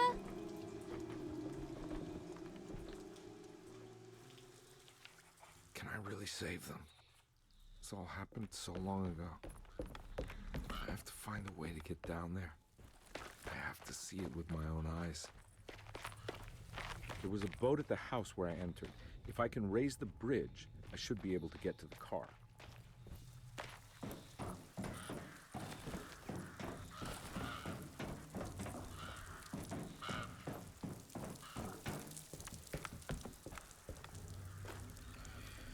Interesting. So he stopped the dad, but it was the mother who was bad and didn't care about the daughter, and I'm guessing caused the accident on the bridge.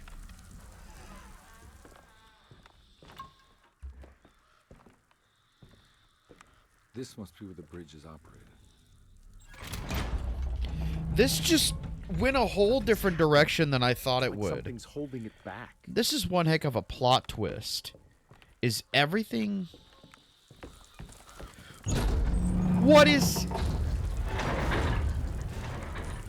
What is it?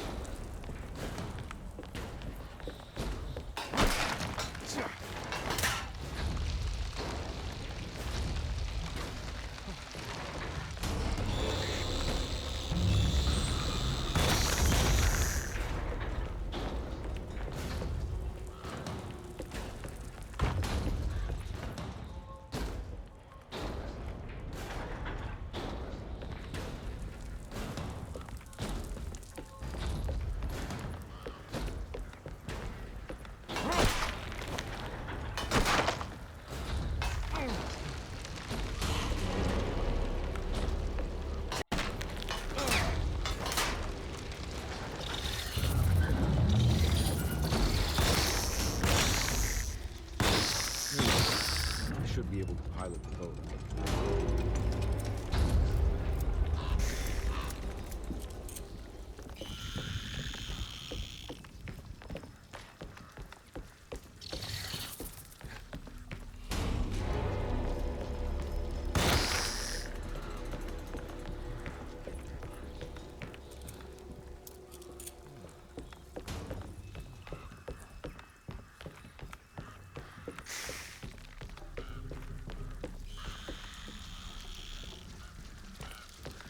Okay, but how do I get down now?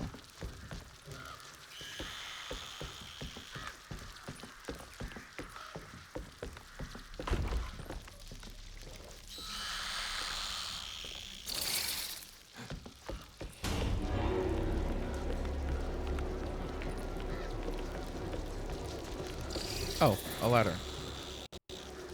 Pilot the boat by the house to the sinking car. Okay.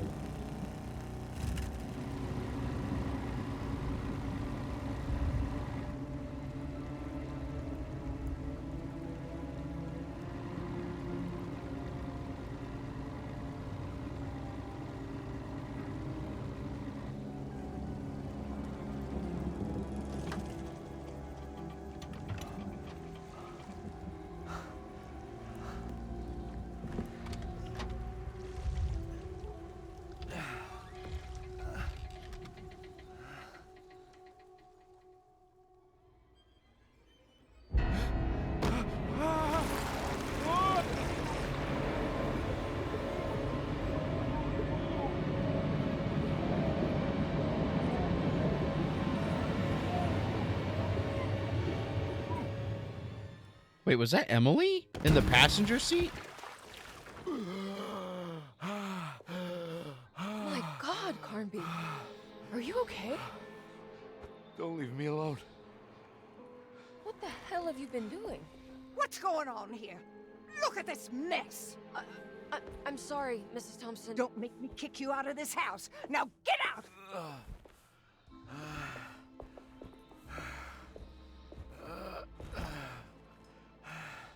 Hey, Detective.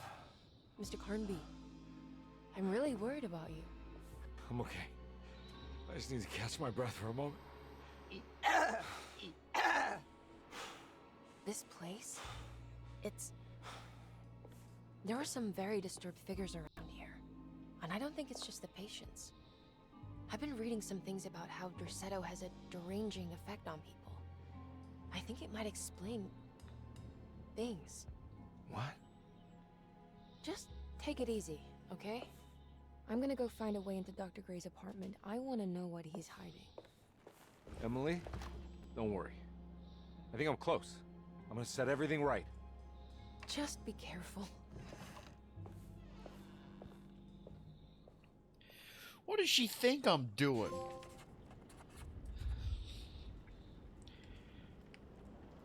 I stole the child and let him drown. Carnby had run their car off the bridge. He pulled Grace out of the sinking car, but left her father to drown. He could have saved him. There was time. He just chose not to. Instead, he took Grace back to New Orleans and collected his paycheck.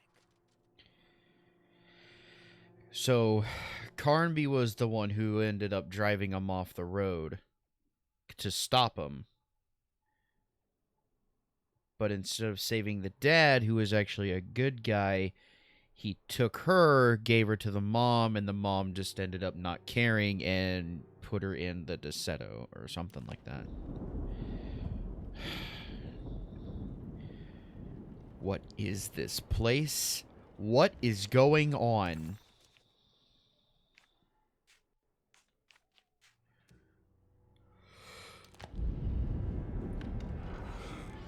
Oh my gosh.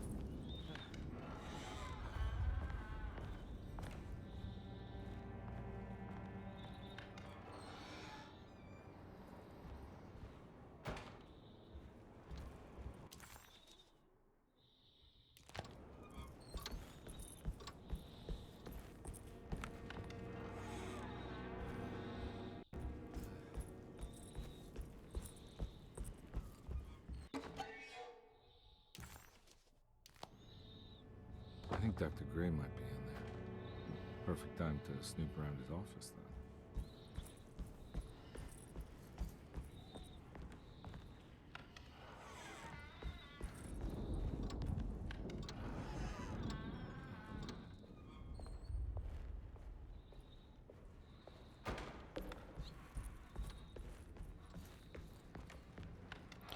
Yeah, that is if we can find a way in here.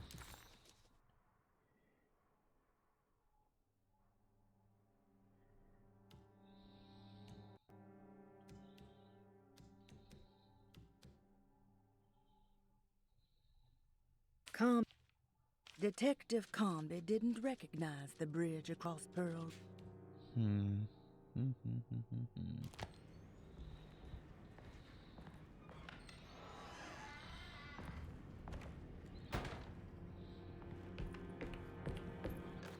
Detective Comby, I'm terribly sorry that my niece has pulled you into this mess. Please, with all my blessings, take her away from this cursed place. I have destroyed that Eater of Worlds and locked it away in the attic and retreated to a place of hiding. Tell Emily I'm safe. Tell her all the lies you can think of to make her listen. Take her back to New Orleans. Sincerely, Jeremy.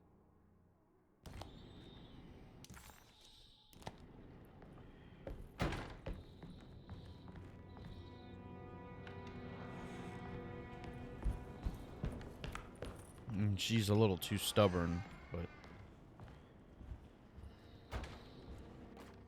Brother, I need you to trust me. This is the most important moment in our family's history. I know you have doubts and that the terrible Mama Loa told you lies. I would never betray you. I promise. Lottie.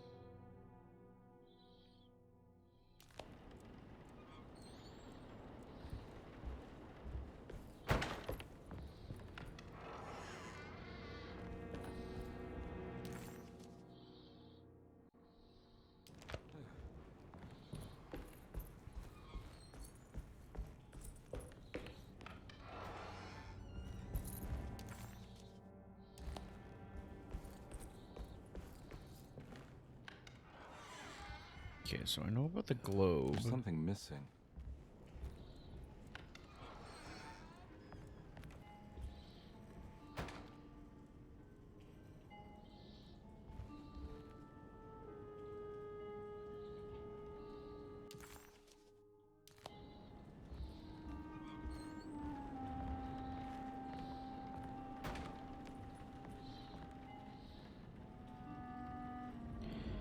Says I'm not done exploring Grace's room. So maybe there's still more to this room, but just maybe not right now.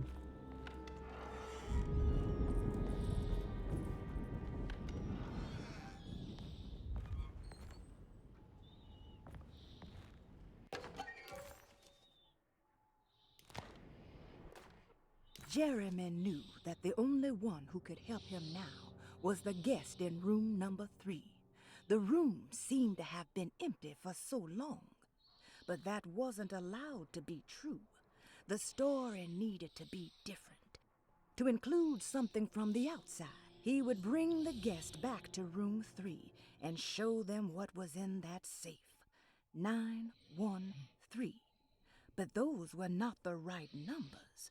That was the combination for the safe in the clerk's office. Oh, okay. Well, we found the number for the clerk's office, so that's pretty good. Okay.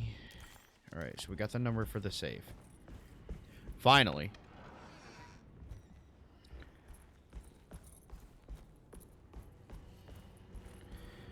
Nine 1-3.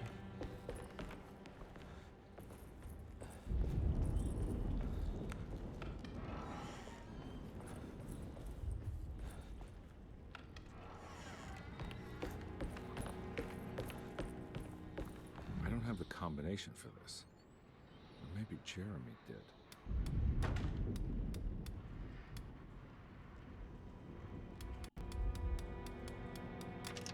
It worked.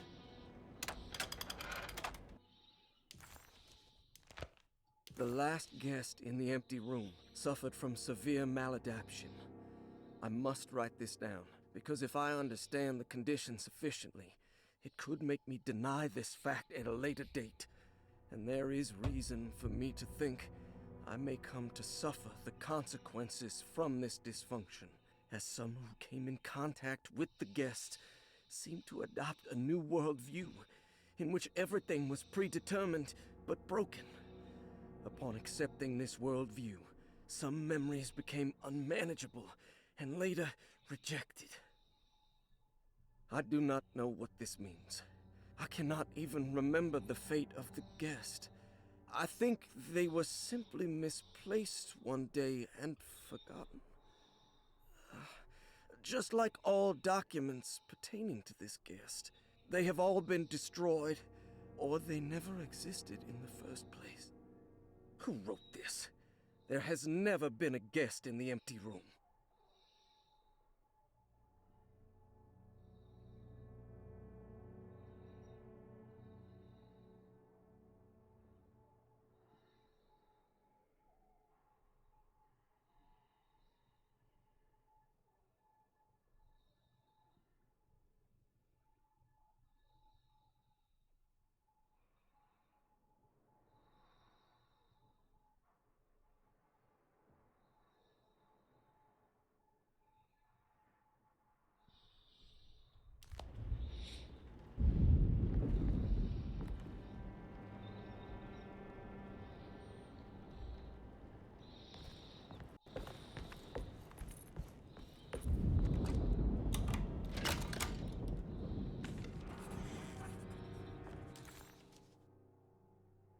Dr. Gray's office, all to myself.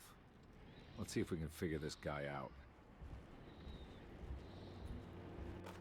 Dearest Dr. Manzetti, I find myself in a losing battle with my patient.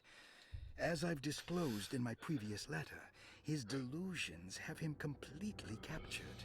It's bad enough that he is torturing himself with paranoia, but his madness turns out to be quite persuasive to others, effectively laying the ground for mass delusion. I am writing to you in hope that you can give me some guidance.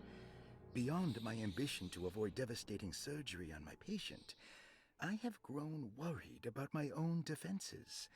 The words of my patient are deranged, yet they often resonate with something primitive within me. I have tried photographing his brain with X-rays. It was surprisingly difficult to get good results. Dark blotches on the plates kept obscuring all details. My patient looked at the bad plates and cried out in terror, telling me the dark areas was the shadow of the worm eating him from inside. I could not see anything out of the ordinary. I hope this is a sign that my mind is not as receptive to the madness as I had feared. After further inquiry, my patient described the shadows inside his mind as some kind of chthonic monstrosity that wants to undermine his sanctuary. This is clearly a reference to a place he calls Teroea, a sort of library or convent that works as a psychological haven. With this imaginary haven threatened by this Chthonian, he has now constructed another, less pleasant hiding spot. Lately, he has been bringing up a metaphor of a steamboat that has run aground, that he feels like he needs to start the engines and reverse, but he is afraid that the hole in the hull would cause the whole ship to sink. I've been watching him turn this metaphor into reality for the last week. He knows it's made up, but he is doubling down, trying to make it a real memory. I feel certain that this is my chance to break through the barriers of his self-deceit.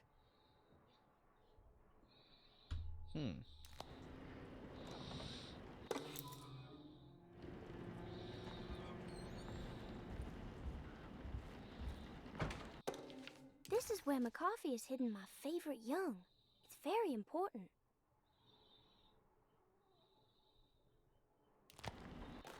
I have finished tidying up Miss Beauregard's belongings.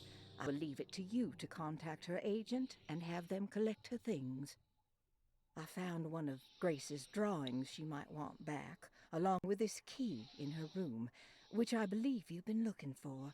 Mrs. Thompson.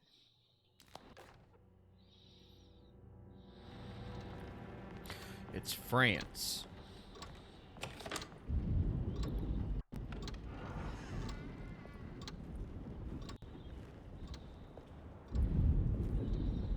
Whoa! You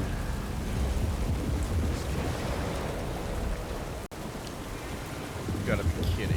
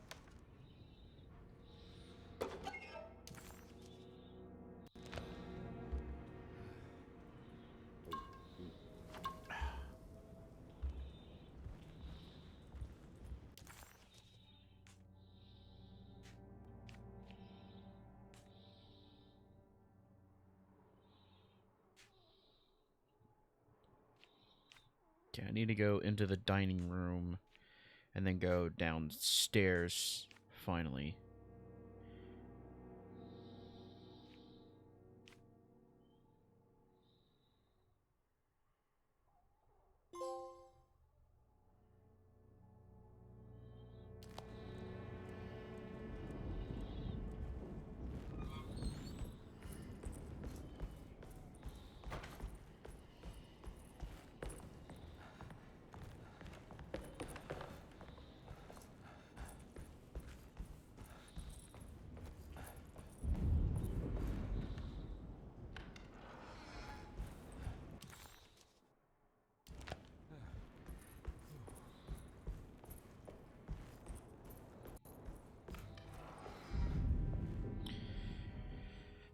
Huh. I can't take this much more. This has to end.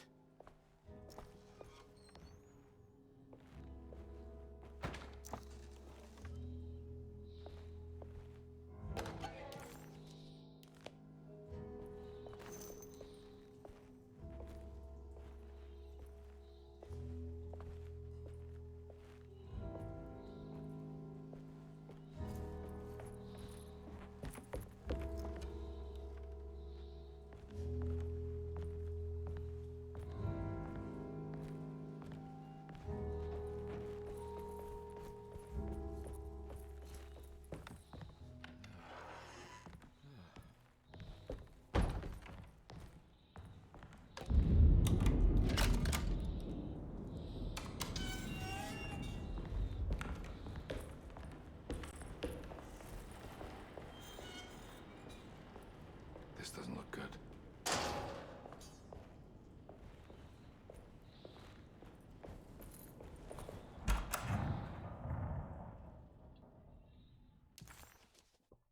Oh boy.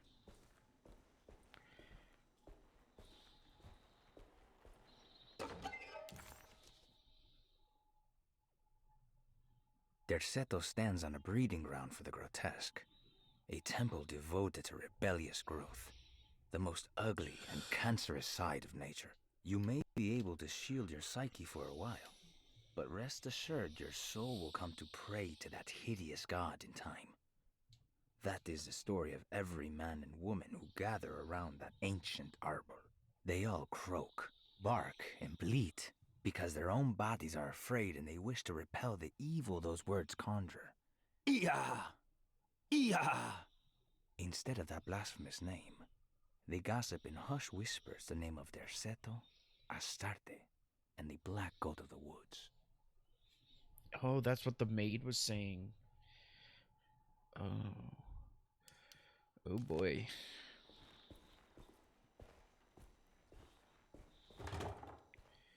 Needs a key. Okay. Whoa! I need the key.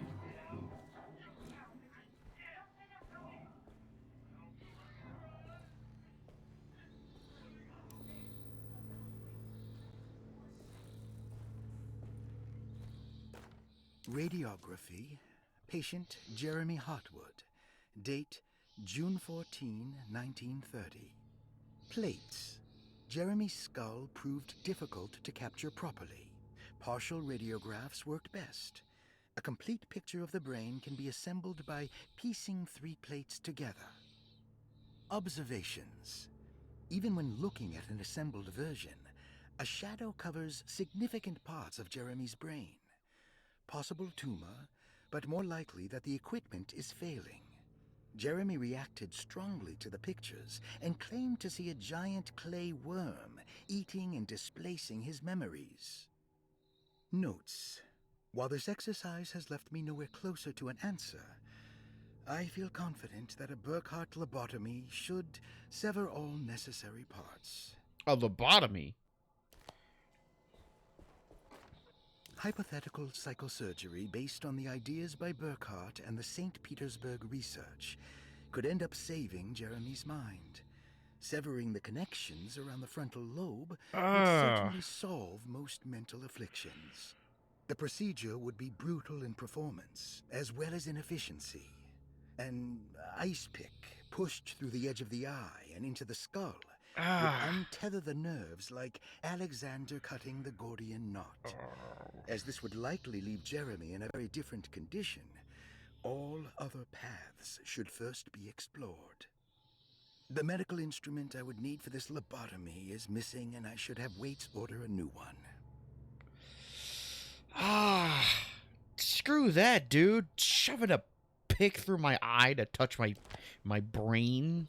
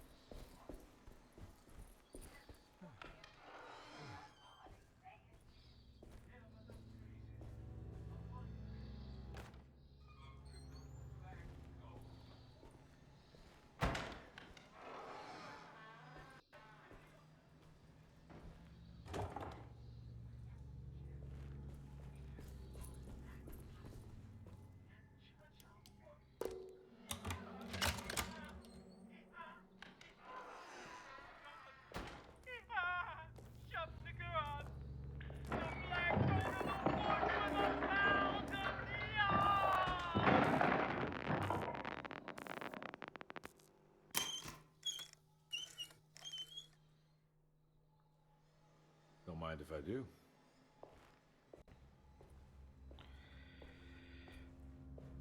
Huh. Poor Jeremy. They did something to poor old boy in there somewhere. Somehow.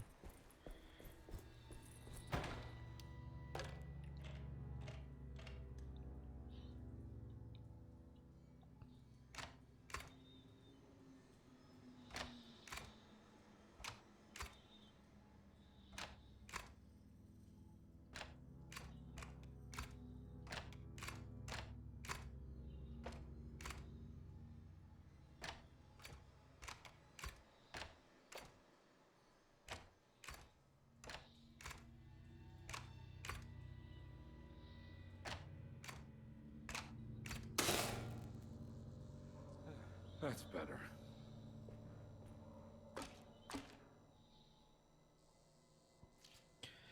Gotta put together pieces of a boin.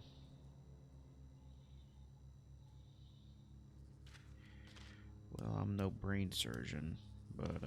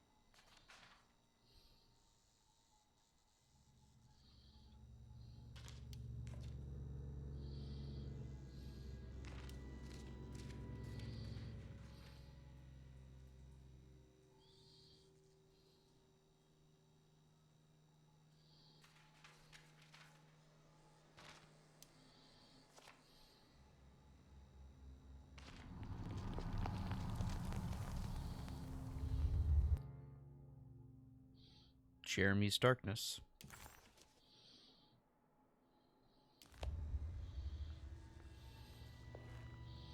I had no idea how that was supposed to work, but okay, I got it. That was a very interesting puzzle.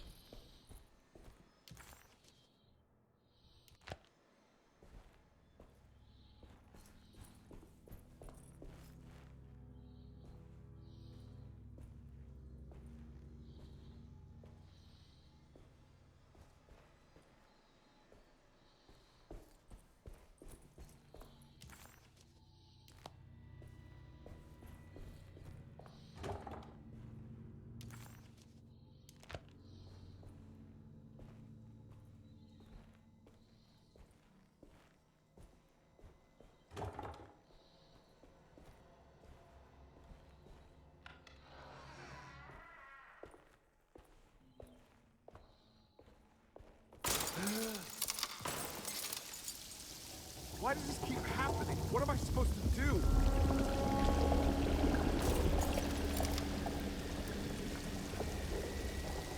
You know, right now, we probably ought to run.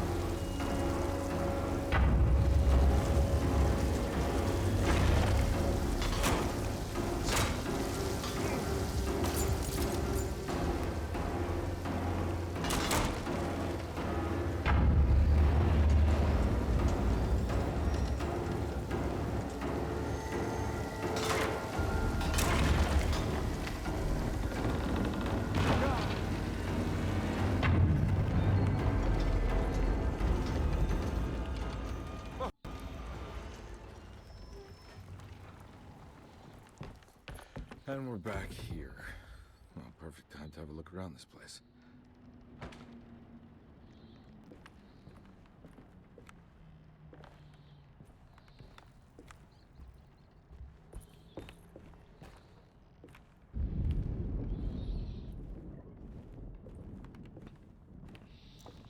What is that?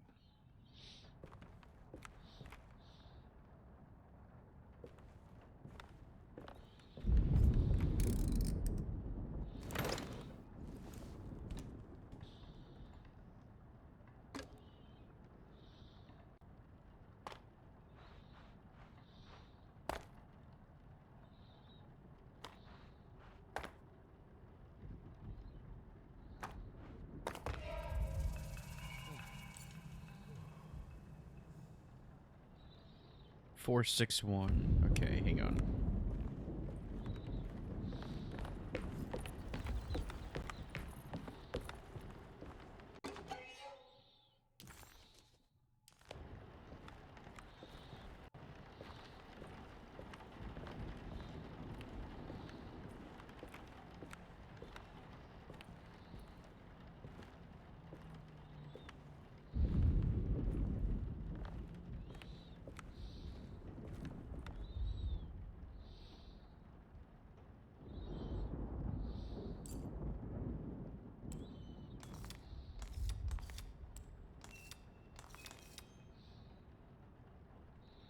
Can't believe I got that right.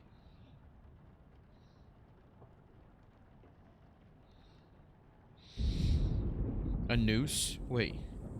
Behind me.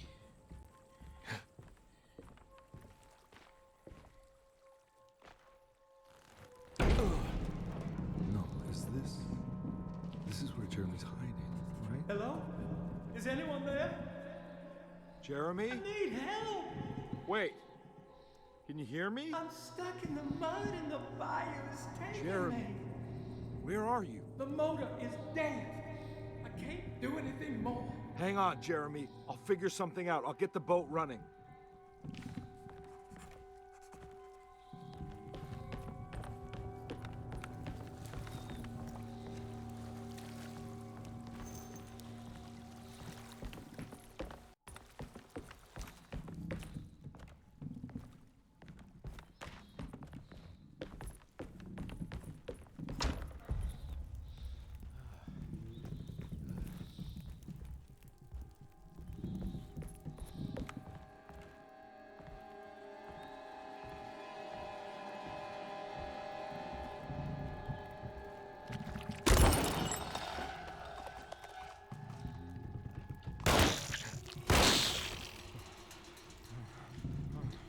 So those little spider things I saw.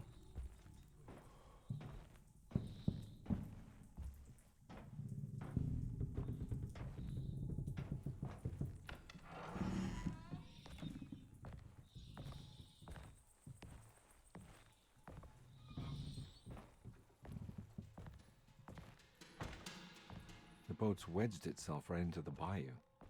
If I get the motor started, I could try reversing back into the river.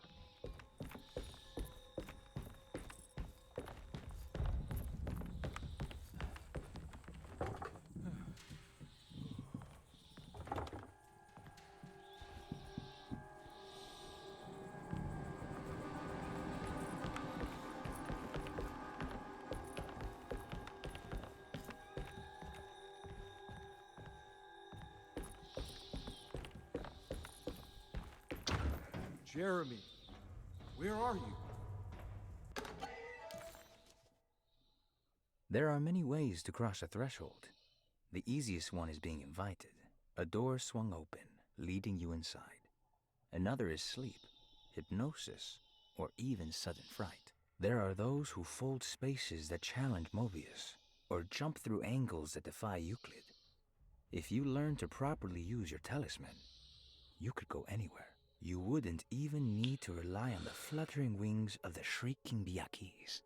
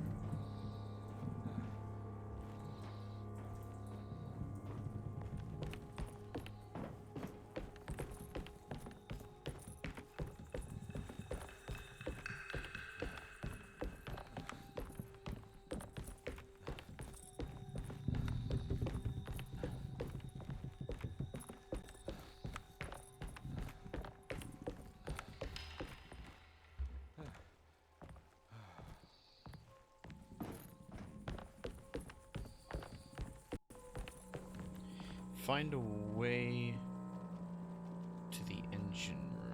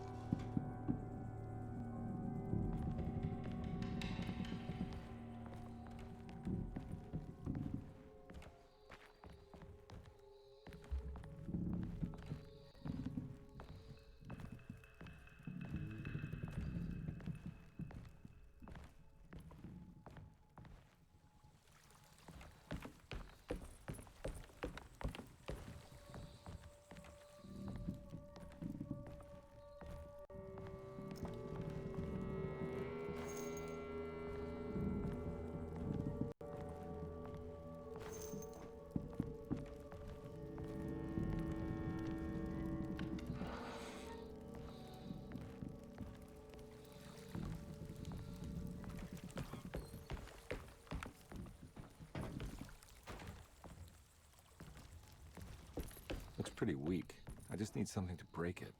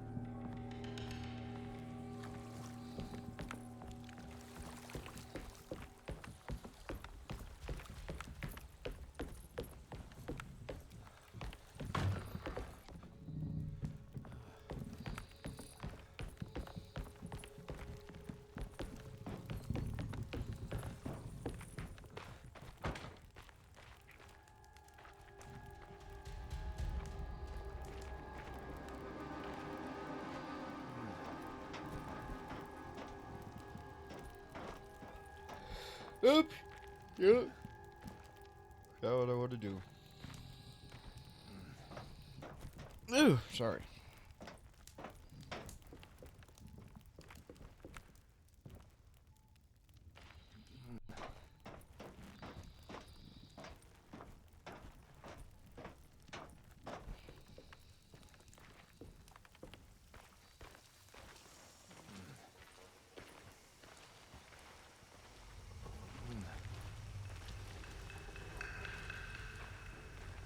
This definitely needs fuel.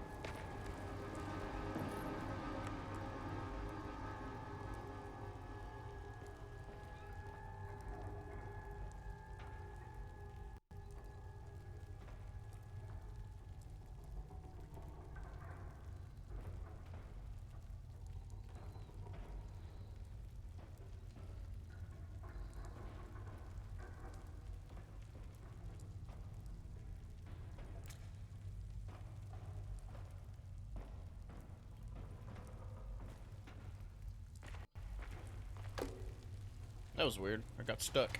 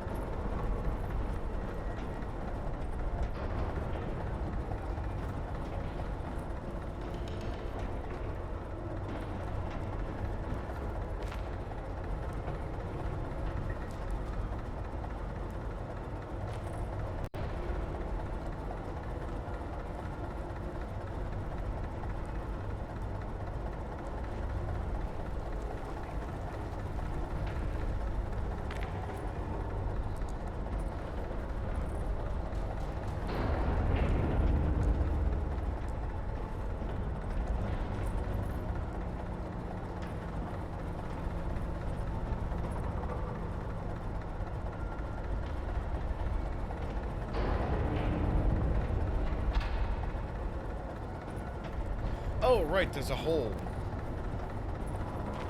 Yeah, I didn't see that.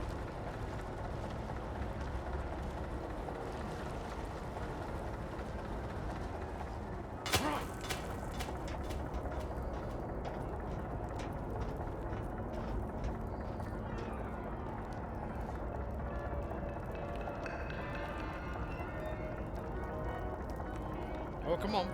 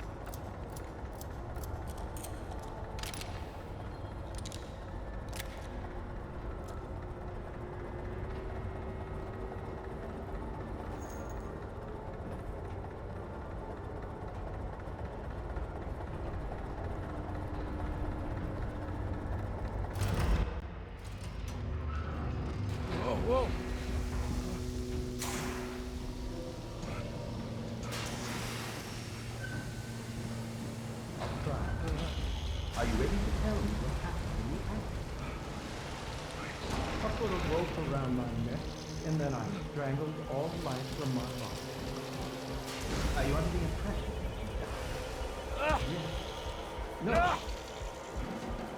I was supposed to die. What does that mean? That you were supposed to die? I'm the catalyst. I had to die to make the story happen. What story? What are you referring to, Jeremy? 30 years ago, Frederic needed me to die. You're not making any sense, Jeremy. It stole his Find hat. your focus. Hey! I cheated everyone. I didn't play my part. Hey! I escaped my doom. My destiny. Again, find your focus. Hey, I'm right here. What the hell is going on? Now everything is wrong. Nothing is in Hey! place. I'm right here! Calm down, Mr. Conby. What do you want? Were you not talking to Jeremy right now? I haven't seen Jeremy all day. Are you all right, Detective? No. Actually, I don't think so. Well, maybe. I'm gonna go look for Jeremy. Good. Let me know if you find him.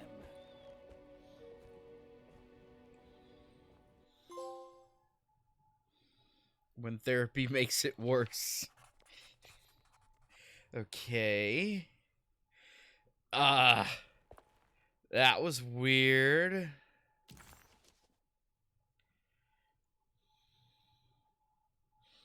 Jeremy was calling out for help, but Comby couldn't figure out where the voice was coming from. For a moment, Comby wondered if the boat had...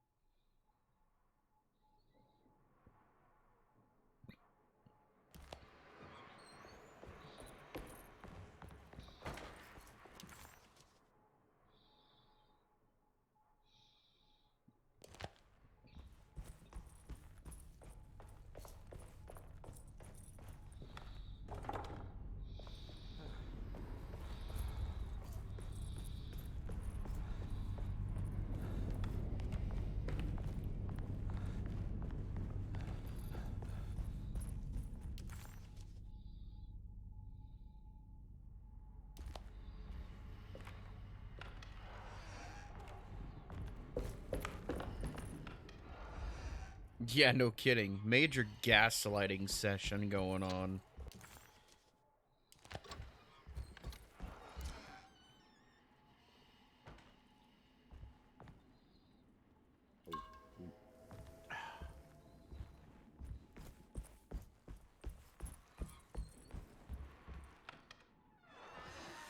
Detective, am I glad to see you. Lock the door, will you? I don't think Dr. Gray would appreciate us snooping around. What's going on here? This feels so strange.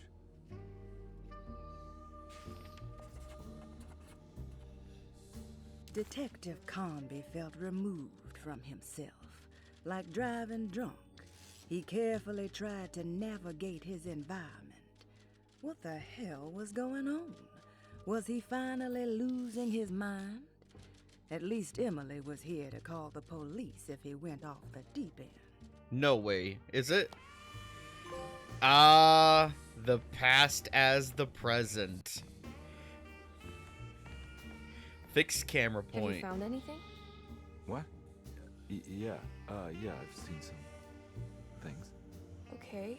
Let me know if there is anything you want to talk about.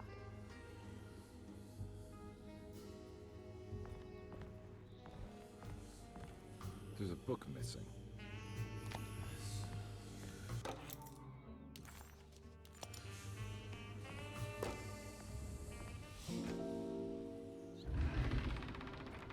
What did you do?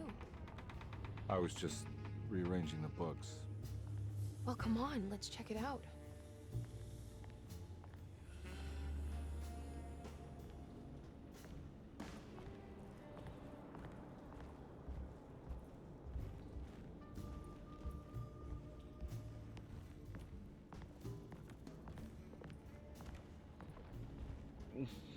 I'm beginning to understand. Dr. Gray is dealing with some kind of mass delusion. Yeah, I guess so. Yeah.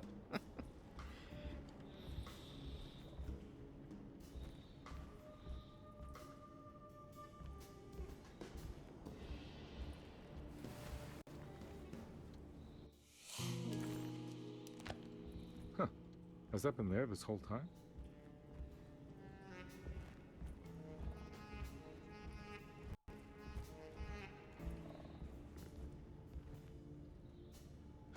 What were you saying about mass delusion? Derceto seems to have a deranging effect on people living close by. It has a history of creating cults devoted to some nature goddess. Even the name Derceto refers to the cult existing here before the Civil War. Derceto was the name of an ancient fertility goddess worshipped in Syria.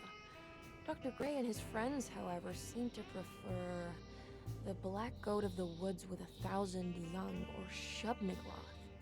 And that name can only have come from my uncle's twisted mind.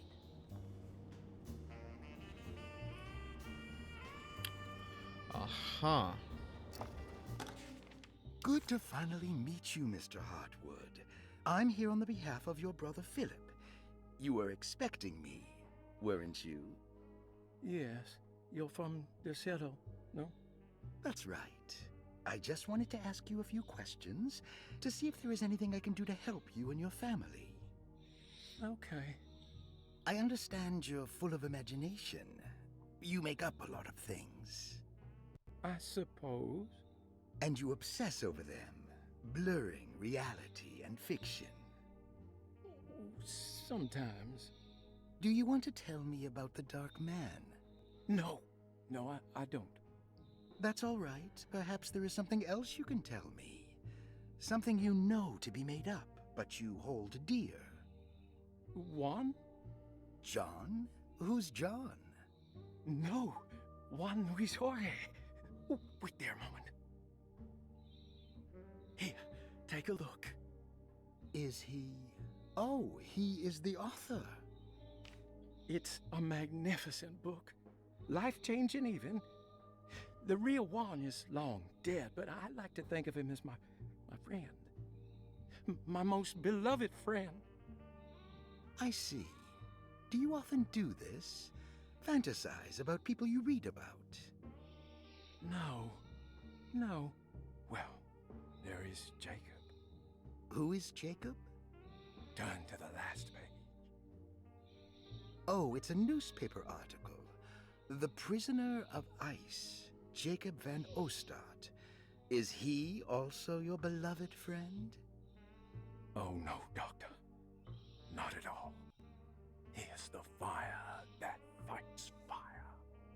Yes, I think it's clear your overstimulated imagination, this mania, needs to be tempered for you to live a normal life.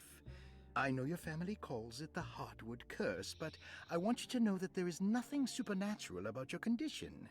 It's all inside your head. And with that, I'm very qualified to deal with. In time, you will be cured. In time. In time. Yes, in time we will exorcise all your demons, all the dark men. Please, Mr. Hartwood, calm yourself. What happened? Oh, don't you worry your little head about it, Miss Hartwood. Your uncle and I just had our first breakthrough. I wouldn't call that a breakthrough. I'd do just tweaking, and he just screamed. That mark on the floor looks like talisman positions, but from which direction should I look at it?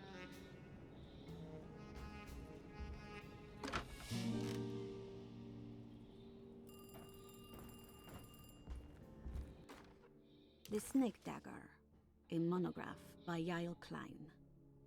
In Ludwig Prin's book on pagan rituals called The Mystery of the Grave, as translated by Nicholas Vachy, there are several references to a sacrificial dagger called the Snake Dagger. It has long been thought of as a poor translation of the original text, that it would be more appropriate with Worm Dagger from the Latin vermis cultrum. This seems natural, following the recent consensus that the original title of Prin's book, De Vermis Mysteris, should literally translate to The Mystery of the Worm. However, this would take away from Vahi's great effort at translating the underlying meaning of the words and revealing several cultural beliefs. While Prin certainly was using the term worm as a symbol or synecdoche for death and the dead, which is made clear by the contents of the book, in the case of the dagger, we shouldn't be too hasty to dismiss his translation. Reading through Vahi's correspondence with his patron, it appears that he had more than just the Latin text at his disposal. Vahi had dug up Prin's living relatives and uncovered several cross-referenced historical texts and an actual snake dagger. The dagger was dated to the early Middle Kingdom of Egypt and had such a clear shape of a wave that Vahi considered calling it the sinusoidal blade. Knowing the full story, it seems prudent that he chose to translate it as snake and not worm. There are several reasons why this choice of word helped us understand the pagans that Prin's book attempts to describe. The symbolic value of the shape becomes more apparent when reading about the use for the dagger. In the passage of possession and exorcism, we find the snake dagger poisons the poisoner within the victim and is therefore pacified. Where the literal text would tell us that the worm dagger trumps the demon possessing the victim, it tells us nothing of their reasoning, only that somehow this dagger wins against the demon, like it had the better hand in poker. Vahi's translation allows us to follow the underlying logic to the ritual magic that is being performed. Poison the poisoner sounds like fighting fire with fire. That to hurt the demon possessing its victim, the priests would have to fight back with a power that is known to the evil they are fighting. The snake dagger is therefore not only a good way to describe its form, but it also helps us understand how it could be thought of as a useful tool for exorcism. Finally, it also helps us understand their relationship to lunacy, that it was thought of as something poisoning the mind rather than controlling it. What is also interesting to note is that the possessed are always considered poisoned in their head and not their heart. The snake dagger always went to the eye of the possessed, leaving them partially blind, if they had the good luck to survive. You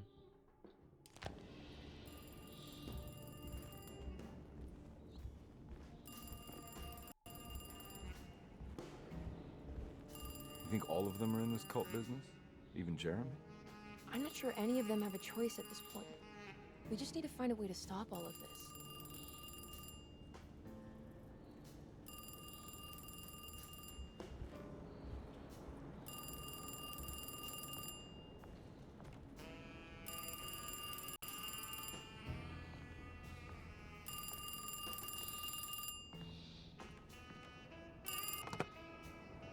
Hello? Detective Carnby? Who is this? Jeremy? Jeremy is with the Dark Man. You can't save him. Well, I've done everything he wanted so far, and there's just one more thing on the list. I expect him to keep his promise and return Jeremy unharmed. Get out, Detective, while you still can.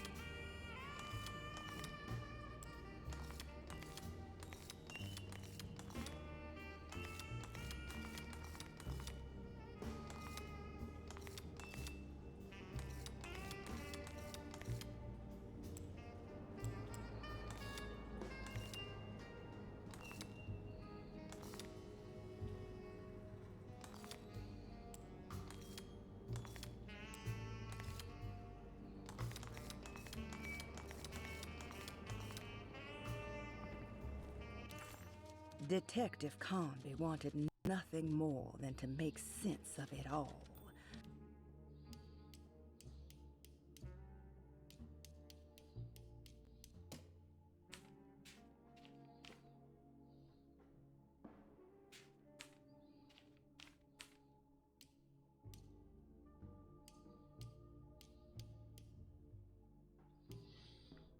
Oh, I don't have the astrology book anymore. I don't got the astrology book, so I don't know. Snake dagger.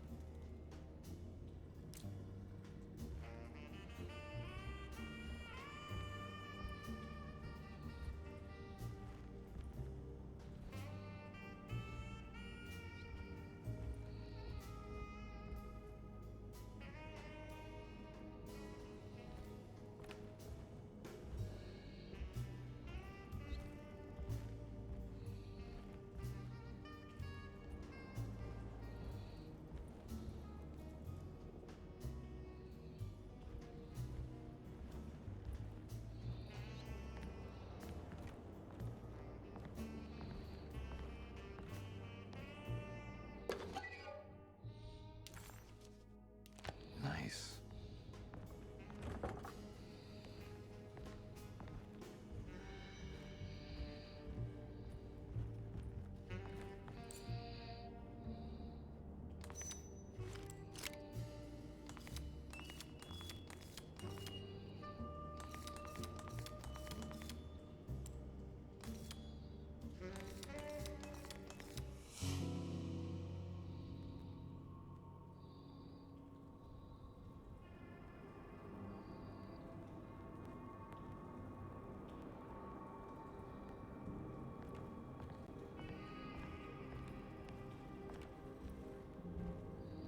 You okay? You look a little frazzled. Just stupid telephone. I know. I tried calling the police earlier. The telephone is completely dead. It's not... Yeah, no, the telephone isn't working.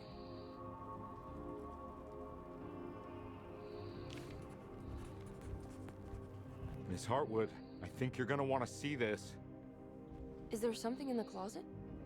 Yeah, there is. You don't see the very obvious gate leading to whatever Jeremy's madness is serving up next? I don't understand. Are you making some kind of fashion metaphor? I'm sorry, I don't have time for this. Can you just tell me what you're doing? You don't see this. It's fine. It's fine. Catch you later. Are you going inside the closet? Yeah. You got a problem with that? No. Do what you think is right, detective. Sorry, I didn't mean to. Goodbye, Miss Hartwood.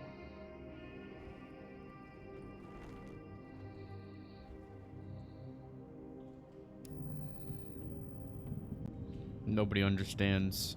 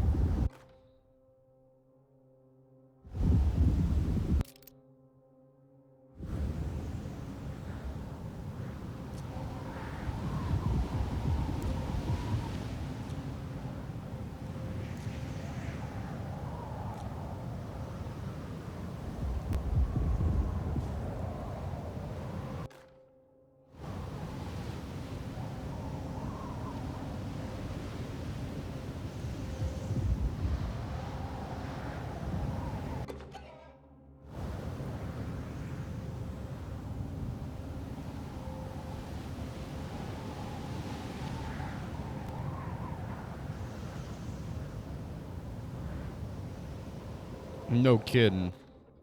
We found the ancient stellarium I know I perched on a wouldn't. cliff facing the Arctic Ocean after a day of sailing due north of the Eskimo encampment. Jacob van Ostad was our most keen member of the expedition. He had been chasing down the source of a peculiar type of crystallized metal present in several sacred items among the natives on the northeast coast of Greenland. The site was a remarkable find for any explorer, and we were all enraptured in our search for enlightenment and meaning. The surviving architecture seemed almost unearthly in origin and astonishingly sophisticated. The metal Jacob was searching for was abundant, almost ubiquitous. We were so taken by our find that we were surprised by the sun falling below the horizon. As we quickly picked up our gear, ready to head back to our camp, Jacob van Ostad declared that he wanted to stay. He was adamant. We begged him to reconsider. The night would be getting colder by the hour, and we feared for all our safety. Jacob refused, threatening us with violence if we wouldn't leave him alone. As the snowfall turned heavier, we left him there on his own. The next day, the weather became worse, and we had to spend hours enforcing our shelter as our tents became increasingly useless. The group had written off Jacob, thinking he must be dead. I had an urge to make one final attempt to save him, so I headed out as darkness fell with a handful of flares and headed toward the coast and up the climb towards the stellarium.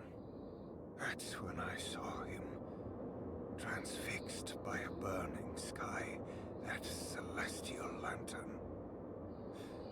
Jacob keeled over and let out a painful shriek that struck me with such fear and pity. He was crying in agony, for the cold weather had ravaged his flesh. I called out to him, and he turned to face me. His vacant stare held me in place like a needle through a butterfly, and he said, "You must leave now, Herrstan. Go, and never come back." And so I left. What did he see? What was he looking at?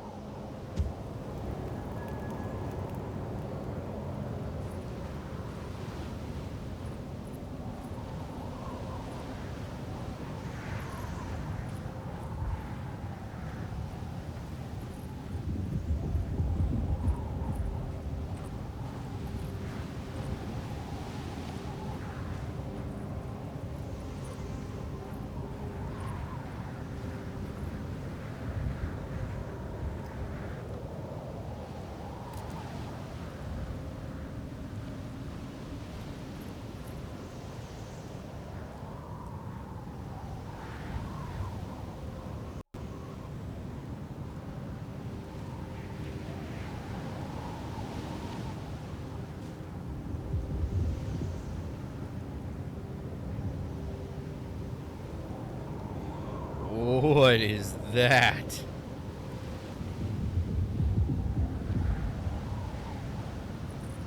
Is that Jacob?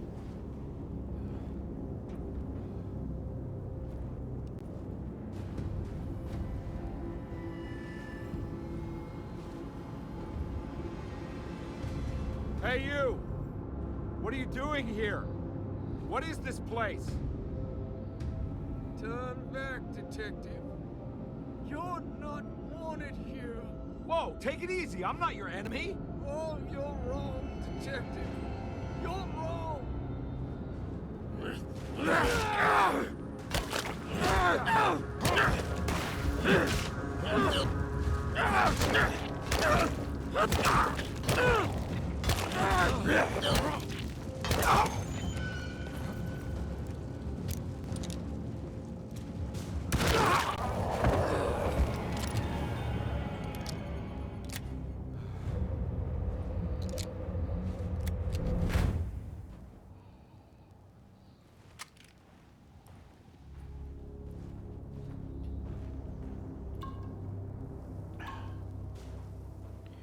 Well, that was unexpected in very many ways. Yeah, I have no idea. No, maybe not. Probably not.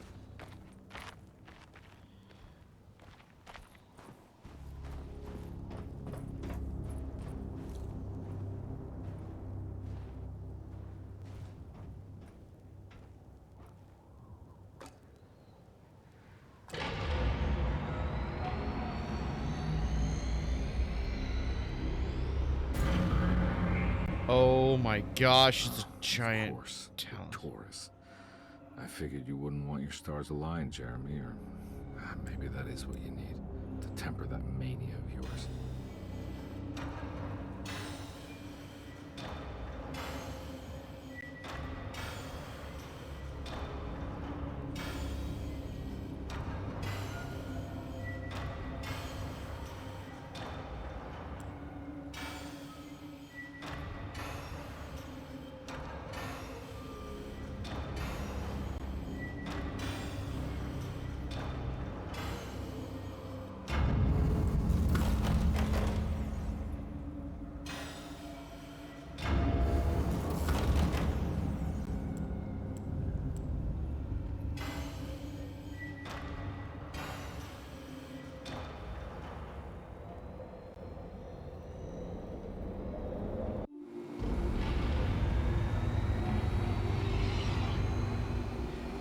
I don't even know what's going on anymore. This is not what I was expecting from this game.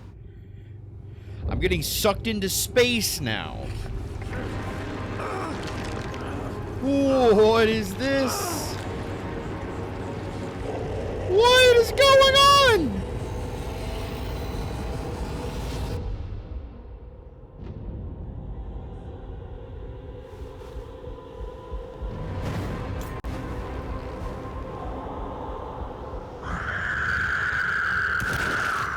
God's sake, stay dead, will you?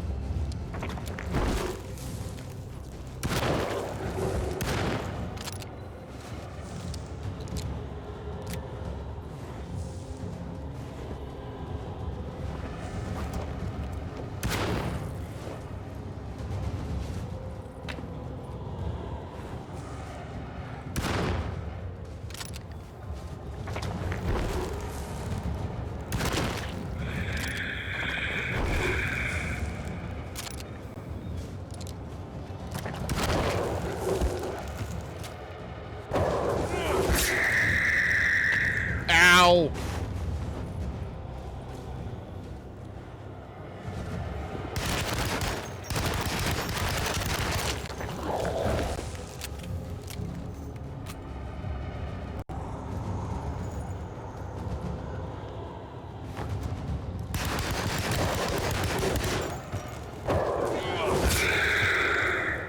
Ah, it's so loud.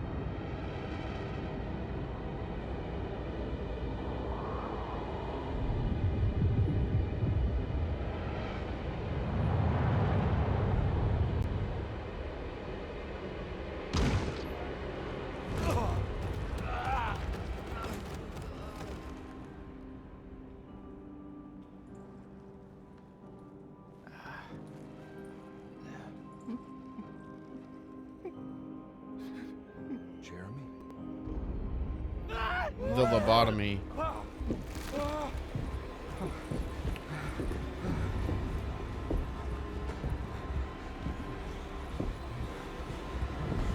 We did everything! Aren't you happy? Stupid charlatan! What more do you want from me? You want me to lose my mind? Oh, my lord! Doctor! Baptiste! Quick! Jesus. What are you thinking, compadre? Chapter 5. What is going on? What is happening? Ah, it's breaking my noggin. Oh no, I'm a vegetable.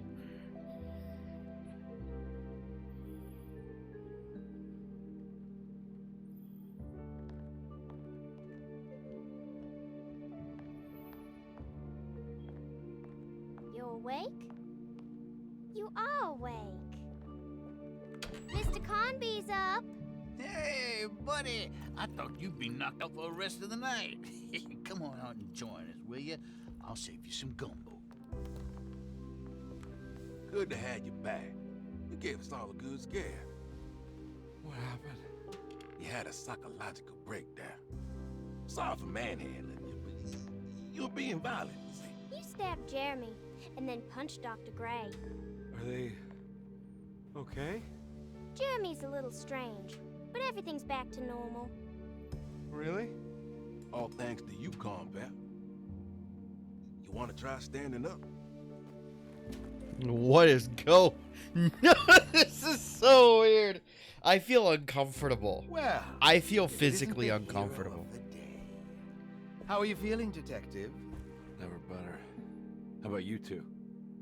Hey, Jeremy, I didn't do too much damage, did I? Things are fine. Very quiet. What's up with him? Painkillers? No.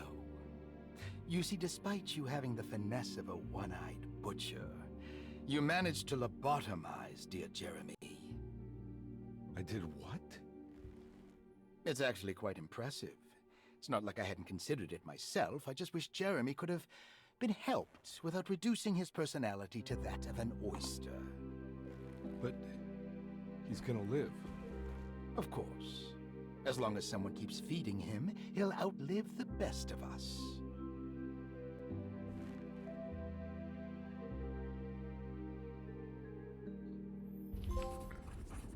Back to normal. Everything was back to normal. Did any of it really happen? What had Conby actually been doing all night?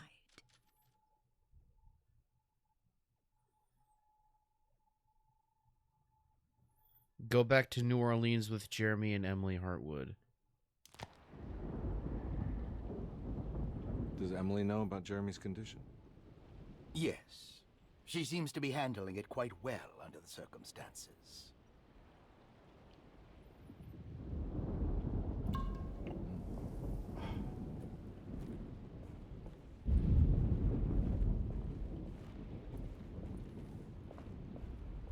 Hey, Ruth. Glad to see you made it back to Derceto. You too, Detective. Make sure to stay for the festivities. It's no Mardi Gras, but it ain't bad. I never played the first one, so I don't know how it went, but I don't know if it went like this. Good to see you back on your feet, Detective. Have some gumbo. Thanks. I'll save it for later.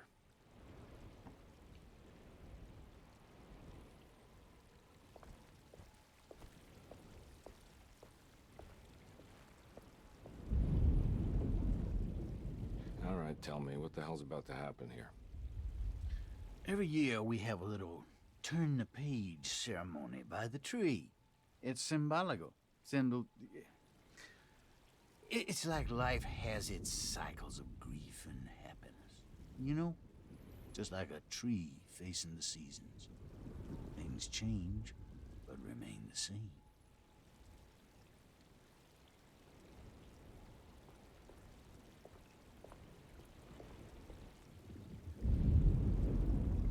That is one impressive tree. More impressive than you could ever imagine. What is that supposed to mean?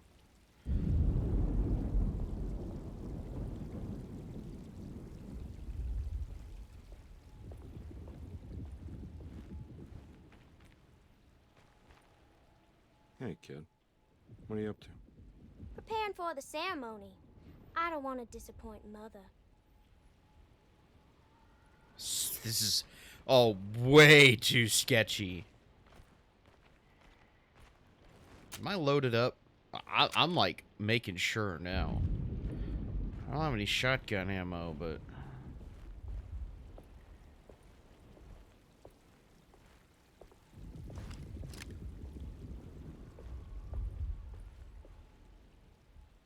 What are you looking for? Just keeping an eye out for the storm. Radio says it could be a wild one.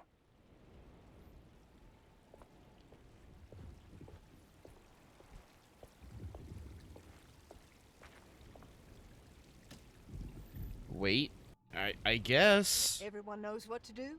Y'all know the new words. Mrs. Thompson, we talked about this. I'm not sure everyone is comfortable. Doctor, I insist. This is important. We've waited for so long, Doctor. Let's just go with the old song. Not every change is an improvement. Boss, good or bad, we need to move forward. All in, Doc. Let's bet it all. But we don't know what we're dealing with. It'll be okay, Doctor. Better even.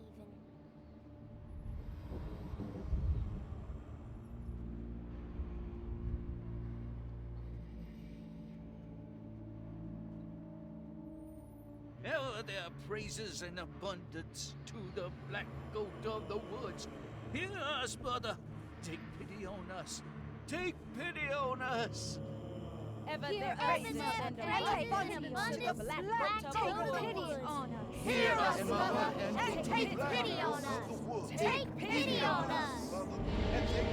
Ever their praises and abundance to the black goat of the woods. Hear us, Mother,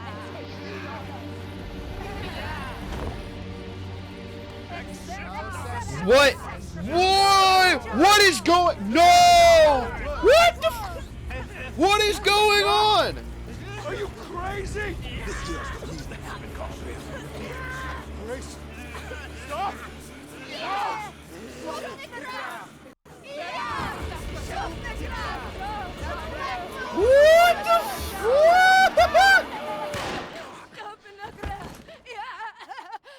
Detective, get my uncle out of here.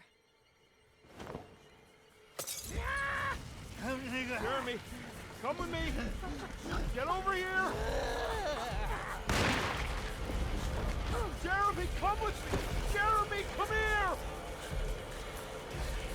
No! There has to be another blood!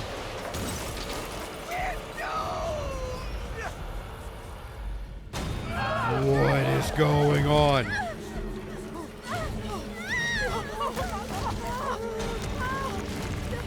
Why is there a demon tree? Did I miss something?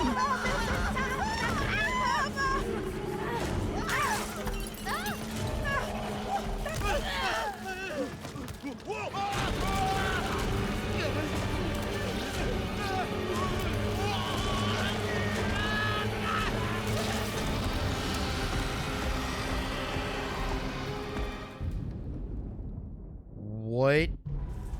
This went from like a 5 to a 10 in a matter of seconds. I can't let that monster leave Derceto. I have to stop it. Oh, what are we gonna do? We're not freaking Leon Kennedy.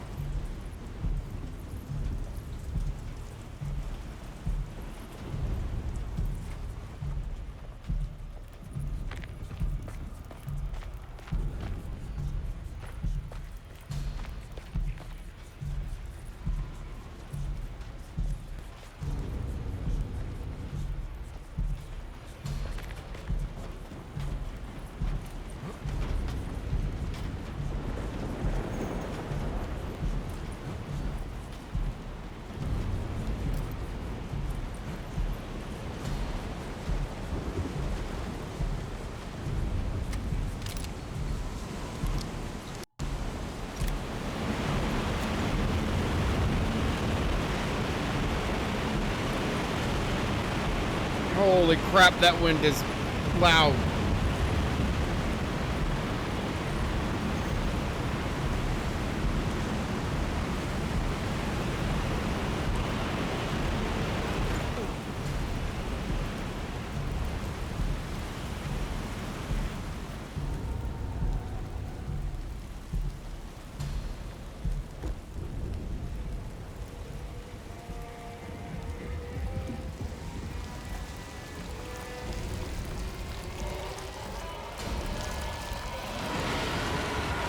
What is this thing?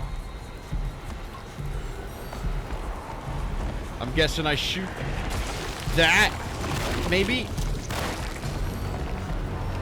Something to aim for, I guess.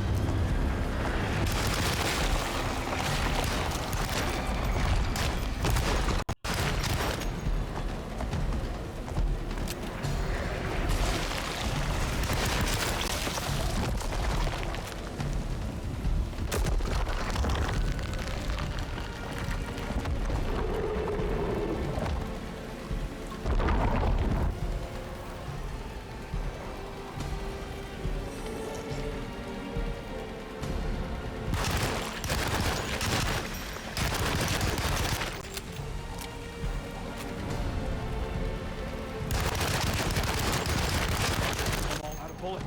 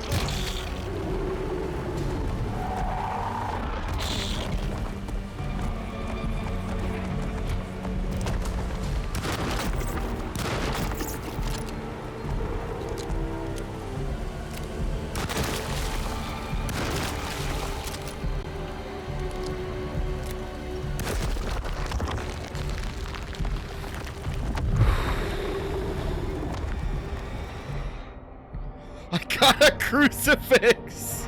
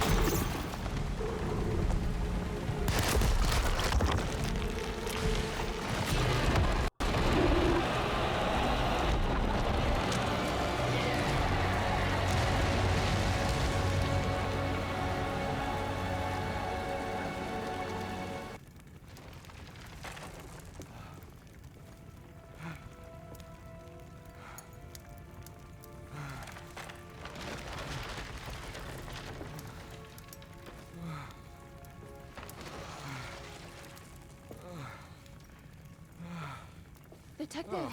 What the hell was that? I tried to tell you. There was so much evidence. Their devotion to the Black Boat was like nothing I've ever seen before. I felt so dumb believing any of it, but I'm glad I did. Are you okay? Everything is out of order. This isn't the way the story goes. I shouldn't be alive. Yeah. Well, you're welcome, buddy. How are you doing, sweetie? I kinda like it. You ruined everything, but I'm not mad.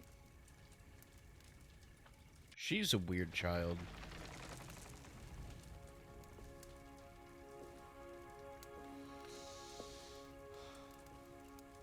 All right, you ready to head back to New Orleans?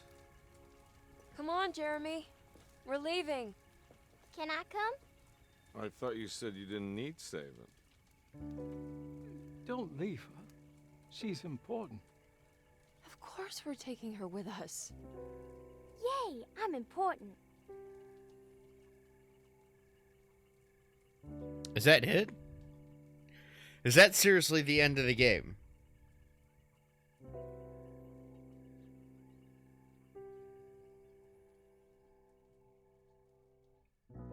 Did I not?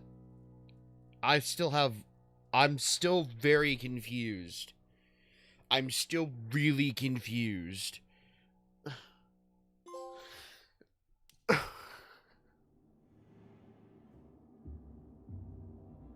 That's it. Alone in the dark.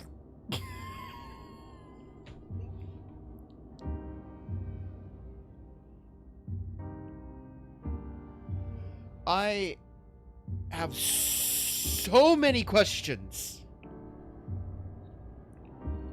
The only thing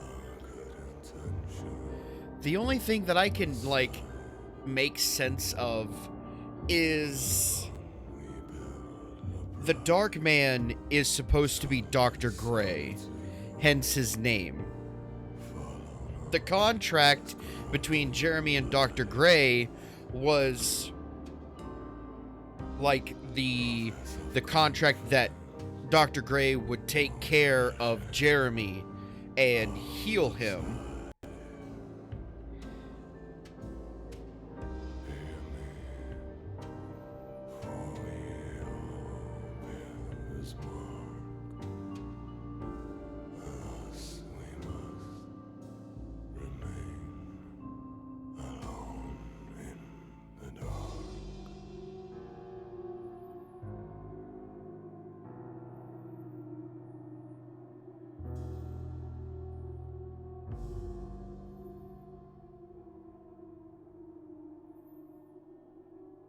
I am so very confused on a lot of things. Like, what was the point of going to all of those different worlds? To find Jeremy, right? The real Jeremy. So I guess that means we found him?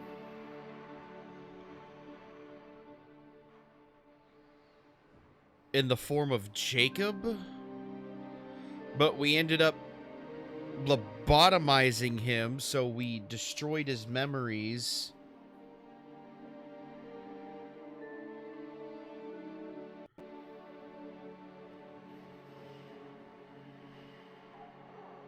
But why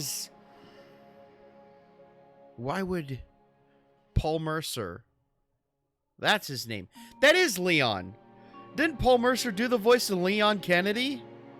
He did, didn't he? Or was that Matt Mercer? No, I think that's Matt. Paul's different. But still, I mean...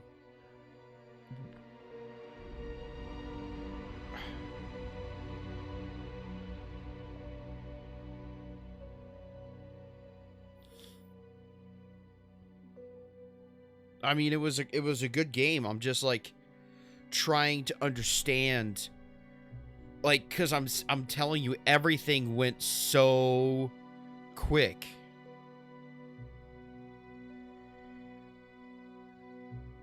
It went by so fast. You can now play with all weapons unlocked, deadlier combat, and some new surprises when starting a new game.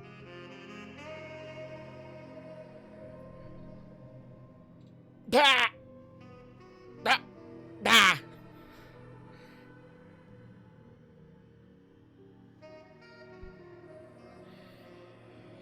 This is not what I was expecting when I played this game. It wasn't. I figured we would start uncovering... I didn't think it was going to be like this at all. What I thought was going to happen is we were going to arrive to this mansion. We were going to investigate looking for Jeremy. We were going to find connections to a cult. And the cult were like summoning some kind of like demons or monsters or something or whatever. And they're linked to it. And like the deeper we got into the mansion, like the more it became apparent there was a cult here and everybody was involved in some way. But I wasn't expecting any of this. This went a whole different direction, and I'm having trouble piecing everything together. I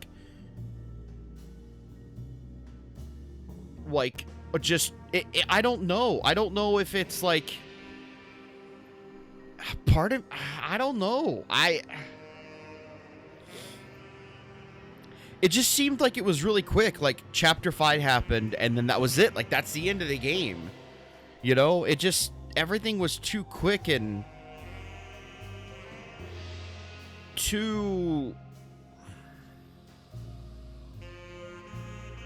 I don't know. I don't know if maybe I'm missing some pieces because I didn't explore all of the rooms. Maybe there's some things I'm missing to get the full story, or maybe that's really it and you do just grab Jeremy, give him a unplanned lobotomy through his eyeball and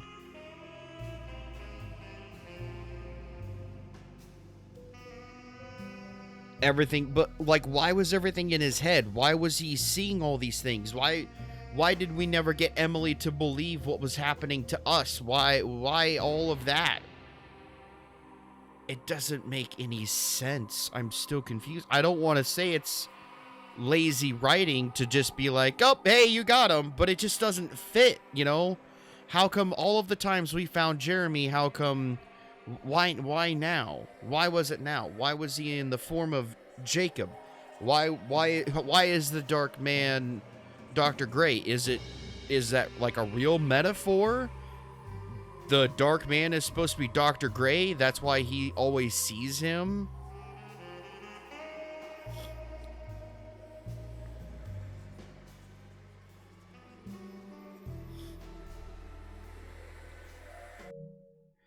Hang on. Let me go to... I got 23 out of 38 trophies.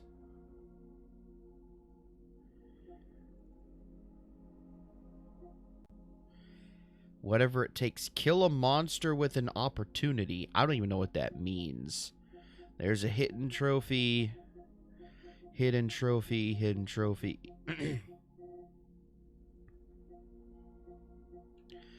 Look at all the free stuff I got. Find all the... Okay. Finish the game without drinking from your flask. Read all of the clues. You can't keep me out. Open all the safes and locks in the game. Okay, but there are a couple hidden trophies. Maybe there's special things you can find or do. But... Is there multiple endings? Is there a different ending to the game that I could have gotten?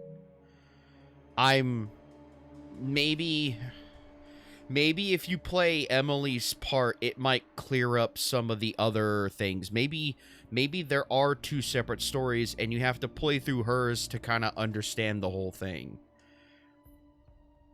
But I don't know. It could be, because that's what happened in Resident Evil 2, was you had to play through both Leon's and Claire's stories and go through all of the different A, you know, you had to go through all of that to understand and get the full story. But I don't know. It's so weird. It's so weird. I'm pretty sure we didn't... All the directions it could have... Yeah, I'm pretty sure we didn't do that to Jeremy. I think someone in the cult did it, or a monster. did, and they blamed the detective. I could have. Hey, what's going on, Lilies? We're just got finished with this brain foop of a game, and I'm trying to wrap my head around it. I'm so confused. I'm sure if we played through Emily's story, it would maybe clear up some confusion and we would learn a little bit more. Maybe. Because I don't know if it would play out the same way or not. But it might. I think this one might warrant a revisit in the future. I would, but obviously I don't want to take too much time playing through this game. Yeah, but again, I don't know if it's like Resident Evil 2 where you pretty much do the same thing Leon did, just kind of like in a different order or in a different way. But who knows? Maybe I would hope that it's a whole different adventure and you get to see what she went through, but it didn't. But from how she reacted, it doesn't seem like she went through anything fantastic, you know, because she thought the detective was just crazy. So, who knows? But yeah, definitely warrants a revisit in the future, which we definitely will have to do. I'm sorry, I'm still trying to piece everything together. It just happened so fast. Everything, like the last chapter just kind of wrapped everything up so quick, and I was just flabbergasted, I guess. I wasn't expecting any of that. Oh man. But I would love to go through her story and figure it all out, but with all the games on the list I have to play, I don't really think we have time. Maybe when we get through our list of games, if we have a good amount of time left in the month, we might come back and revisit some of the games, like Five Nights at Freddy's. We might try and tackle the Sixth Night if I feel up to it. Definitely hit Alone in the Dark, go through Emily's story, see what we can piece together. Oh, we probably are. We probably are ticking off so many fans who are just like, yes, you gotta do this, or you gotta do that, or you don't understand, or, you know, you're not piecing it together right. It's thought of like this, or, you know. So, yeah, I have no idea. But,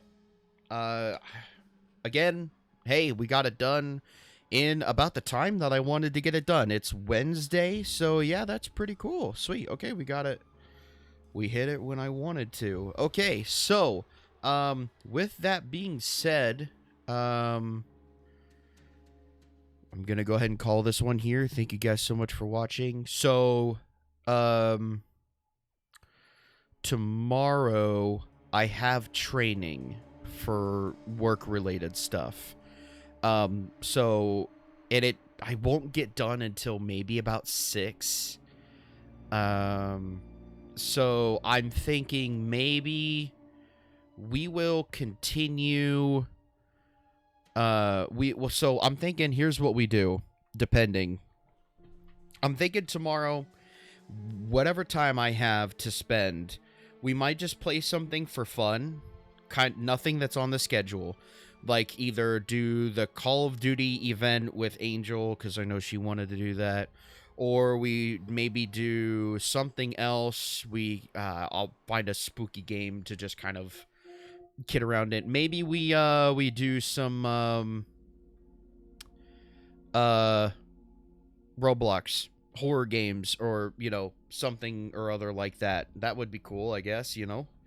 So maybe we play some spooky horror games on Roblox, or, you know, something that I can just kind of play for a little bit, and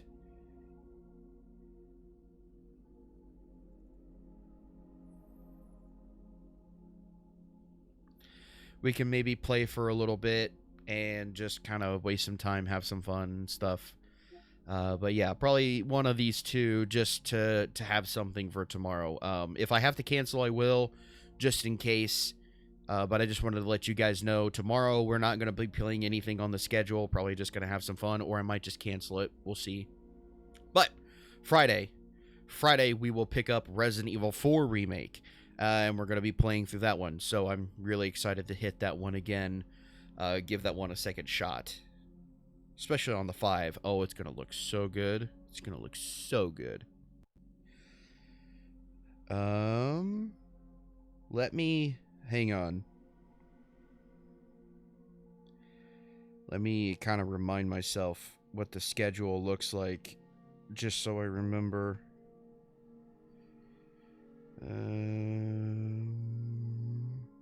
It's around here somewhere. There it is. Okay.